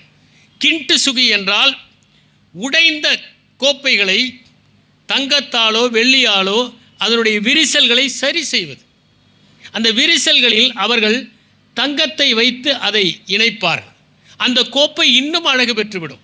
நாம் விரிசல் விழுந்த மனங்களையும் நம்முடைய செயல்பாடுகளால் தங்கக்கோடுகள் இட்டு இணைப்பது தான் வாழ்க்கையினுடைய சாரம் என்பதை புரிந்து கொள்ள வேண்டும். திருமணத்தை பற்றி கூட நண்பர் சுந்தர ஆவுடைப்பன் அவர்கள் சொன்னார், அன்பு என்பதை நிரூபிப்பதற்கு ஆயுளே தேவைப்படுகிறது என்றார். திருமணமாகிற போது ஒரு ஆண் என்ன நினைக்கிறான் என்றால், மனைவி மாறவே மாட்டாள் என்று நினைக்கிறான். மனைவி நினைக்கிறாள், இவனை மாற்றிவிடலாம் என்று நினைக்கிறாள். இதுதான் திருமணத்தினுடைய சாரமாக இருக்கிறது. எனக்கு தெரிந்த ஒருவர் கச்சிதமான ஒரு பெண்மணியைத்தான் திருமணம் செய்து கொள்ள வேண்டும் என்று கல்லூரியில் படிக்கிற போது சொன்னார். 20 ஆண்டுகள் கழித்து அவரை சந்தித்தேன். திருமணம் ஆகிவிட்டதா என்று கேட்டேன். இல்லை என்றார். கச்சிதமான பெண்மணி கிடைக்கவில்லையா என்று கேட்டேன். கிடைத்தால் என்றார். பிறகு ஏன் திருமணம் செய்து கொள்ளவில்லை? அவளும் கச்சிதமான ஒரு ஆணை தேடிக்கொண்டிருக்கிறாள், அதுதான் பிரச்சனை. ஒருவன் சொன்னான், ஏன் இத்தனை நாளாக திருமணமாகவில்லை என்று கேட்டதற்கு அவன் உரைத்த பதில், நான் என்னுடைய அம்மாவைப் போலவே நல்ல குணநன்கள் உள்ள ஒரு பெண்ணாக வேண்டும் என்று பார்த்து கொண்டிருக்கிறேன், அதனால்தான் இந்த 10 ஆண்டுகளாக திருமணமாகவில்லை. பிறகு 10 ஆண்டுகள் கழித்து அதே நண்பன் பார்த்தான், இன்னுமா உனக்கு அம்மாவை போன்ற பெண் கிடைக்கவில்லை? கிடைத்தால் பிறகு என்ன பிரச்சனை? அப்பா வேண்டாம் என்று சொல்லிவிட்டார், அதுதான் பிரச்சனை என்று சொன்னார். எனக்கு தெரிந்த ஒருவர் தொடர்ந்து பெண்களை பார்ப்பது, வேண்டாம் என்று நிராகரிப்பது, இப்படியே நிராகரித்து கொண்டே இருந்தார் பல ஆண்டுகள். ஒரு நாள் ஒரு பெண் பார்க்க போனார். பெண் பார்க்க போன இடத்தில் பெண்ணின் தாயாருக்கு பயங்கர கோபம் வந்து விட்டது. வெளியே போய் என்று துரத்தினார். காரணம் என்னவென்றால், பெண்ணின் தாயாரையும் இவர் பெண் பார்த்திருக்கிறார். அவர் இளம் வயதில் இருக்கிற போது அந்த பெண்ணையும் இவர் பெண் பார்த்திருக்கிறார். அப்படி சில நேரங்களில் இன்னும் நன்றாக போகும், இன்னும் வேண்டும், இன்னும் அதிக பணம் கிடைக்கும் என்று நினைப்பவர்கள் உண்டல்லவா? அதனால் தானே நிதி மோசடிகளில் அவர்கள் சிக்கிக் கொள்கிறார்கள். சிலர் பங்கு சந்தையை வாங்குவார்கள், இன்னும் அதிகமாகும், இன்னும் அதிகமாகும் என்று விற்காமல் கடைசியில் நட்டத்தில் முடிவது உண்டு. ஏனென்றால் இன்னும் வேண்டும், இன்னும் வேண்டும் என்பதை அவர்கள் ஒரு கச்சிதமாக கற்பனை செய்து கொண்டு அதை நோக்கி அவர்கள் பயணம் செய்ய முயல்கிறார்கள். எதையும் முழுமையை நோக்கி செல்ல வேண்டும் என்று எதிர்பார்க்காதீர்கள், எதுவும் முழுமையாக இல்லை. மிகப்பெரிய மாளிகைகளில் கூட அவர்கள் முழுமையாக கட்டுவதில்லை, முழுமையாக செதுக்குவதில்லை. அதிலே சில குறைபாடுகளோடு தான் செய்கிறார்கள். ஆண்டனி காடி என்பவர் இருக்கிறார், அற்புதமான கட்டட கலைஞர். அவர் ஸ்பெயின் நாட்டிலே ஒரு தேவாலயத்தை எழுப்பினார். அதற்கு பெயர் சாக்ரடா ஃபெமிலியா என்பது. அந்த அழகான அந்த தேவாலயம் முடிக்கப்படவில்லை. முடிக்கப்படாததனால் அது அழகாக திகழ்கிறது. எல்லோரும் அதை மிகப்பெரிய கட்டடக்கலையாக பார்க்கிறார்கள். ஒருவேளை அது முடிவு பெற்றிருந்தால் அதை யாரும் பார்த்திருக்க மாட்டார்கள், அதை ரசித்திருக்க மாட்டார்கள். இப்போது நான் சாக்ரடா ஃபெமிலியா என்பதை இங்கே மேற்கோள் காட்ட வேண்டிய அவசியம் ஏற்படாமல் இருந்திருக்கும். பீசாவினுடைய சாய்வு கோபுரத்தை பற்றி நாம் படித்திருப்போம். அது நேராக இருந்திருந்தால் யாராவது அதை போற்றி இருப்பார்களா? சற்று சாய்ந்திருப்பதனால் தான் அது உலக அதிசயமாக கருதப்படுகிறது. அதே வளாகத்தில் இன்னும் 2 இடங்கள் சாய்ந்திருக்கின்றன. ஒன்று பேப்டிஸ்ட்ரி என்கிற ஒன்று, இன்னொன்று கத்தீட்ரல் என்கிற ஒன்று. இந்த 2மே சற்று சாய்ந்திருக்கின்றன. ஆனால் அந்த சாய்வு கோபுரம் அளவுக்கு சாயவில்லை. சாய்வதில் கூட கொஞ்சம் அதிகமாக சாய்ந்தால் அது அழகாக கருதப்படுகிறது. அப்படி கச்சிதம் என்பதை நாம் அழகு என்று சொல்ல முடியாது, கச்சிதத்தை தாண்டி அழகு என்பது இருக்கிறது. காஃப்கா என்கிற அற்புதமான எழுத்தாளர் இருந்தார். அவர் நிறைய எழுதினார். அவருக்கு ஒரு நண்பன் இருந்தார். அந்த நண்பர் மேக்ஸ் பிராட் என்று பெயர். அவரிடம் சொன்னார், இந்த படைப்புகளை எல்லாம் தயவு செய்து நீ வெளியிடாதே என்றார். ஆனால் அவருடைய எதிர்ப்பையும் மீறி மேக்ஸ் பிராட் அவற்றை வெளியிட்டார். அவைதான் உலக புகழ்பெற்ற நாவல்களாக ஆகின்றன. ட்ரையல், அல்கமிஸ்ட் என்பவையெல்லாம் அப்படி பதிப்பிக்கப்பட்டவைதான். கச்சிதம் இல்லை என்று காஃப்கா கருதினார். ஆனால் உலகம் அதில் இருக்கிற அழகை கொண்டாடுகிறது. படைப்பவன் ஒன்றை கச்சிதம் என்று முடிவு செய்ய முடியாது. படிப்பாளிகள் தான் அது கச்சிதமா கச்சிதம் இல்லையா என்று முடிவு செய்வார்கள். அதை போலதான் எமிலி டிக்கன்சன் சில கவிதைகள் மட்டும்தான் வெளியாயின. 1800 கவிதைகள் அவர் எழுதி வைத்துவிட்டு இது தனிப்பட்ட முறையிலே எழுதப்பட்டது என்று சொல்லி இறந்து விட்டார். அந்த கவிதைகளை எல்லாம் வெளியிட்டார்கள். எமிலி டிக்கன்சன் அந்த கவிதைகள் வேண்டாம் என்று சொன்னாலும் அதை வெளியிட்ட பிறகு மகத்தான கவிஞராக அறியப்பட்டார். இதிலே காஃப்காவாக இருந்தாலும் சரி, எமிலி டிக்கன்சனாக இருந்தாலும் சரி, இவர்கள் எல்லாம் மனத்தளர்ச்சியிலே பாதிக்கப்பட்டவர்கள். ஒருவேளை ஒருவன் எல்லா நேரமும் மகிழ்ச்சியாகவே இருந்திருந்தால் அவனிடம் ஒரு படைப்பு கூட வராது. நீங்கள் இங்கே பார்க்கிற எல்லா புத்தகங்களுமே யாரோ ஒருவர் தங்களிடம் இருக்கிற சமாதானமின்மையைத்தான் புத்தகமாக எழுதுகிறார்கள். ஒருவர் மகிழ்ச்சியாக, கலீல் கிப்ரான் சொன்னார், யார் ஒருவன் மகிழ்ச்சியாக இருக்கானோ அவன் பேசவே மாட்டான் என்று சொன்னார். அவன் அளவிலே அவன் மகிழ்ச்சியாக இருந்தால் அவன் பேச வேண்டிய அவசியமே இல்லை என்று சொன்னார். காஃப்காவோ எமிலி டிக்கன்சனோ எழுதியதற்கு காரணம் அவர்கள் மனத்தளர்ச்சியால் பாதிக்கப்பட்டார்கள். அந்த தளர்ச்சியை போக்கிக் கொள்வதற்கு அவர்களுக்கு இலக்கியம் தேவைப்பட்டது. ஈஸ்டர்லின் பாரடாக்ஸ் என்று சொல்வார்கள். ஒரு கட்டம் வரை மகிழ்ச்சியை தீர்மானிப்பது பணம். ஆனால் அந்த கட்டத்திற்கு பிறகு பணத்தினால் மகிழ்ச்சி வருவதில்லை என்று கண்டுபிடித்திருக்கிறார். ஒரு கட்டம் வரை மகிழ்ச்சி பணத்தினால் வரும், அதற்கு பிறகு அது வருவதில்லை. உலகத்திலே பெர்ஸ்பெக்டிவ் ஆன் சைக்காலஜி என்கிற ஒரு இதழிலே ஒரு ஆய்வை மேற்கொண்டார்கள். 10க்கு 9% திருப்தியாக இருப்பவர்கள், 10க்கு 10% திருப்தியாக இருப்பவர்கள், 10க்கு 8% திருப்தியாக இருப்பவர்கள் என்று பார்த்தார்கள். அதிலே 10க்கு 10 திருப்தியாக இருப்பவர்கள் சாதிக்கவே இல்லை. 10க்கு 8, 10க்கு 7 இருப்பவர்கள் தான் சாதித்தார்கள். ஏனென்றால் அதிக திருப்தியாக இருக்கிற போது ஒரு கச்சிதத்தன்மை வந்து விடுகிறது. அவர்களுக்கு சாதிக்க வேண்டும் என்கிற எண்ணம் வராமல் போய்விடுகிறது என்று அவர் கூறினார். இட்சாக் பேர்ல்மேன் என்கிற ஒருவர் இருந்தார். போலியோவினால் பாதிக்கப்பட்டவர். அவர் அதற்காக வருந்தவில்லை. ஒரு அற்புதமான வயலின் கலைஞராக மாறினார். ஒரு அரங்கத்திற்குள் இசை நிகழ்ச்சி நடத்துவதற்காக செல்லுகிறார். அந்த இசை நிகழ்ச்சியிலே அமர்ந்து அவர் இசையை செய்கிற போது வயலினுடைய ஒரு நரம்பு அருந்து விடுகிறது. எல்லோருமே பதபதித்து போகிறார்கள். வேறொரு வயலினால் அவர் வாசிப்பார் என்று நினைக்கிறார்கள். அதே வயலினால் வாசித்து அற்புதமான இசையை அந்த அரங்கத்திலே அவர் நிகழ்த்தி காட்டி கைத்தட்டல் பெற்றார். இயற்கையை பொறுத்தவரை நாம் நம்முடைய எண்ணங்களை அந்த இயற்கையின் மீது சுமத்துகிறோம். நம்மை பொறுத்தவரை இலையுதிர் என்பது சோகம். ஒருவர் சோகமாக இருக்கிற போது நம்முடைய திரைப்படங்களில் இலையுதிரை காண்பிப்பார்கள். இலையுதிர் சோகம் அல்ல, இலையுதிர் துறவு. தன்னுடைய இலைகளை எல்லாம் உதிர்த்துவிட்டு புதியவற்றிற்காக அது காத்திருக்கிறது. தன்னை புதுப்பித்துக் கொள்வதற்காக அந்த மரம் தவம் இருக்கும் காலம்தான் இலையுதிர் காலம். இலையுதிரை பார்க்கிற போது ஒரு தவ ஞானியைப் போல, ஒரு துறவியைப் போல பாருங்கள்.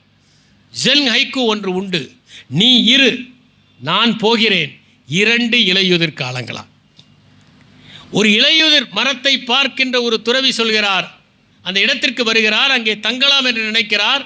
இலையுதிர் மரத்தை பார்க்கிறார், நீ இரு, நீ மட்டும் இரு, நான் போகிறேன். ஏனென்றால் நானும் ஒரு இலையுதிர் காலம், நீயும் ஒரு இலையுதிர் காலம். 2 இலையுதிர் காலம் ஒரே இடத்தில் இருக்கக்கூடாது. நீ மட்டும் இரு, நான் போகிறேன் என்று அங்கே இருந்து கிளம்புவதைப் போல ஒன்று. அதை போலத்தான் பௌத்தத்திலே 10 ஜென் அண்ட் 10 புல்ஸ் என்கிற ஒரு கோட்பாடு உண்டு. 10 காளைகள். அந்த 10 காளைகளுடைய சித்திரங்கள். ஒருவன் காளைகளை தேடி போகிறான், காளையை தேடி போகிறான் ஒருவன். இதுதான் முதல் சித்திரம். மெய்ஞானத்தை தேடி ஒருவன் போகிறான். அது ஒரு காளையைப் போல, ஒரு காளையை அடக்குவதைப் போல கடினமானது. அவன் மெய்ஞானத்தை தேடி போகிறான். காளையின் கால் தடங்கள் தென்படுகின்றன, அது 2வது. அவனுக்கு சிறிது சிறிதாக மனத்தை வெறுமையாக்கிற கலை வந்து கொண்டிருக்கிறது. 3வதாக காளையை காண்கிறான். நான்காவதாக அந்த காளையை பிடிக்கிறான். ஐந்தாவதாக அந்த காளையை அடக்குகிறான், மனத்தை அடக்குகிறான். ஆறாவதாக அந்த காளையின் மீது ஏறி சவாரி செய்து வீட்டுக்கு வருகிறான். அடுத்த சித்திரத்தில், ஏழாவது சித்திரத்தில் காளையை அவன் துறந்து விடுகிறான். தேவையில்லை, மெய்ஞானம் கூட தேவையில்லை. அடுத்ததில் தன்னையும் உதறி விடுகிறான். Self is forgotten. அடுத்ததில் அவன் மூலத்திற்கு செல்கிறான். இருமையற்ற ஒரு நிலை, இருமையற்ற நிலைக்கு செல்கிறான். இறுதியாக சாதாரண மனிதனைப் போல ஒரு சந்தைக்கு வருகிறான். இதுதான் ஒருவன் அடைகிற ஒரு நிலைமை. கச்சிதம் என்பது இல்லை, சாமானியனாக வாழ்வதுதான் வாழ்க்கையினுடைய ஒரு பகுதி என்பதை அது சொல்லிக் கொடுக்கிறது. வாபி சாபியை பொறுத்தவரை கலைஞன் தென்படக்கூடாது, கலைதான் தென்பட வேண்டும். நீங்கள் ஏதாவது ஒரு திரைப்படத்தை பார்த்து ஆக அற்புதமாக நடித்திருக்கிறார் என்று கைத்தட்டினால் அது கலை அல்ல. ஏனென்றால் கலைஞன் தென்படுகிறான். அந்த நடிகன் அழுகிற போது நீங்களும் அழுதால் அது கலை. நீங்கள் கைத்தட்டினால் கலை அல்ல. நீங்கள் அதில் ஒன்றி போகிற ஒரு மனிதன் தான் அந்த கலையில் தன்னை மறைத்து கொண்டிருக்கிறான். ஜென்னிலே ஓவியங்கள் உண்டு. மிகப்பெரிய மலைகள் இருக்கும், மரங்கள் இருக்கும், மனிதர்கள் சிறிதாக இருப்பார்கள். மனிதர்கள் பெரிதல்ல. இயற்கையின் முன்னால் மனிதர்கள் ஒன்றுமே இல்லை என்கின்ற சொல்லுவதைப் போல அந்த ஓவியங்கள் தீட்டப்பட்டிருக்கும். ஜெய கிருஷ்ணமூர்த்தியிடம் கேட்டார்கள், நீங்கள் பர்ஃபெக்ஷனை பற்றி என்ன நினைக்கிறீர்கள்? அவர் சொன்னார், நீங்கள் எப்போது கச்சிதத்தை எண்ணி வாழ்கிறீர்களோ அப்போது நீங்கள் தேவையில்லாமல் ஏதோ ஒன்றை ஆதர்சமாக கருதி அதன் பின்னால் ஓடிக்கொண்டே இருப்பீர்கள்.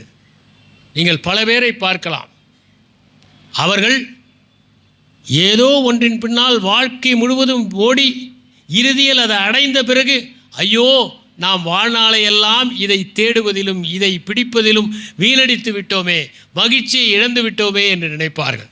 அதனால் அவர் சொல்லுகிறார், அது நீங்கள் தேவையில்லாத ஒரு ஆதர்சத்தை படைக்கிறீர்கள்.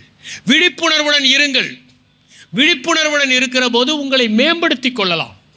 உங்களுடைய குறைபாடுகளை நீங்கள் உணர்ந்து கொள்ளலாம். ஏனென்றால் எவன் ஒருவன் கச்சிதத்தை எதிர்பார்க்கிறானோ அவன் எப்போதும் வேறொருவரோடு ஒப்பிட்டு கொண்டே இருக்கிறான். பெற்றோர் பக்கத்து வீட்டு மாணவனோடு ஒப்பிடுவார்கள். பக்கத்து வீட்டில் இருப்பவர்களோடு நாம் ஒப்பிட்டு கொண்டே இருக்கிறோம். சுற்றி இருப்பவர்களை விட நாம் சுகமாக வாழ வேண்டும் என்று நினைக்கிறோம். ஒப்பிட்டு ஒப்பிட்டு நாம் வாழ்க்கையில் நிம்மதியை இழந்து விடுகிறோம். அடுத்தது முக்கியமானது, நாம் கச்சிதமாக இல்லை என்று தொடர்ந்து வருத்தப்பட்டு கொண்டே இருக்கிறோம். இந்த வருத்தம் நம்முடைய உயிரை கூட குலைத்துவிடும். ஓஷோவிடம் கேட்டார்கள், கச்சிதத்தை பற்றி நீங்கள் என்ன நினைக்கிறீர்கள்? கச்சிதமின்மைதான் இயற்கையானது. நம்முடைய உடலை எடுத்துக்கொண்டு இரண்டாக பிரித்தால் வலது மூக்குக்கும் இடது மூக்கும் ஒரே மாதிரியாக இல்லை. புத்தரிடம் ஒரு அழகான பொன் வந்து சொன்னால், நான் அழகான பெண் என்று நினைக்கிறேன். அவர் சொன்னார், ஆமாம், நீ அழகாக தோன்றுகிறாய், ஆனால் உன் முகத்தில் இருக்கிற ஒவ்வொரு உறுப்பையும் தனித்தனியாக பார், அசிங்கமாக இருப்பாய் என்றார். அழகு என்பது ஒட்டுமொத்தமான ஒரு மதிப்பீடு தானே தவிர அது உண்மை அல்ல. அதைத்தான் ஒவ்வொருவரும் ஒவ்வொரு விதமான கோட்பாடை வைத்திருக்கிறார்கள் என்பதை நாம் புரிந்து கொள்ள முடியும். அதனால் நீங்கள் எதை முக்கியம் என்று கருதுகிறீர்களோ அது முக்கியமில்லை. இயற்கையில் எல்லாம் கச்சிதமின்மையால் தான் அழகாக இருக்கின்றன. ஒரு மரம் கச்சிதமாக இருந்தால் அழகாக இருக்காது. ஒரு தோப்பிலே எல்லா தென்னை மரமும் நேராக இருந்தால் அழகு இல்லை. அதில் ஒன்று வளைந்திருந்தால்தான் நேரான மரங்கள் எவை என்பதையே நாம் அடையாளம் காண முடியும். நேரான மரத்தை அடையாளம் காட்டுவது வளைந்த மரம்தான் என்பதை நாம் புரிந்து கொள்ள வேண்டும். அவர் சொன்னார், நீங்கள் கச்சிதம் இல்லாதவர்கள் என்பதை ஒத்துக்கொள்ளுங்கள். ஒத்துக்கொள்ளுங்கள். நீங்கள் ஒத்துக்கொண்டால் உங்களுக்குள் அலைகள் எழும்பாது, அதிருப்தி தோன்றாது. நீங்கள் நிம்மதியின்மையால் வாட மாட்டீர்கள், நிம்மதியாக இருப்பீர்கள். நீங்கள் எதை அடைந்தீர்களோ அதில் நீங்கள் மகிழ்ச்சியாக வாழ முடியும் என்று சொன்னார். அடுத்ததாக முக்கியமானது சொன்னார், நீங்கள் கச்சிதமின்மையை ஒத்துக்கொண்டால் உங்கள் உறவுகளில் விரிசல் வராது. நம் நண்பர்கள் இப்படி இருக்க வேண்டும், திருமணமான உடனேயே நாம் நினைக்கிறபடி நம்முடைய துணை இருக்க வேண்டும் என்று நினைப்போம். அதனால்தான் எல்லா பிரச்சனைகளும் வருகின்றன. நாம் கச்சிதமின்மைகளை ஏற்றுக்கொண்டால் நல்ல நண்பர்கள் கிடைப்பார்கள், நல்ல மனிதர்கள் கிடைப்பார்கள், நல்ல அலுவலர்கள் கிடைப்பார்கள். எந்த இடத்திலும் நமக்கு பிரச்சனை வராது. அடுத்ததாக அவர் சொல்லுகிறார், இந்த இந்த சமுதாயம் கச்சிதம் என்பதை கற்பனையாக படைத்து உங்கள் மீது அது திணித்து கொண்டே இருக்கிறது. இந்த சமுதாயத்திலே நீ கச்சிதமாக இல்லை, இன்னும் உன்னை மேம்படுத்திக்கொள் என்று சொல்லி சொல்லி உங்களை விரட்டி கொண்டே இருக்கிறது. அதனால் அதை ஏற்றுக்கொள்ளாதீர்கள்.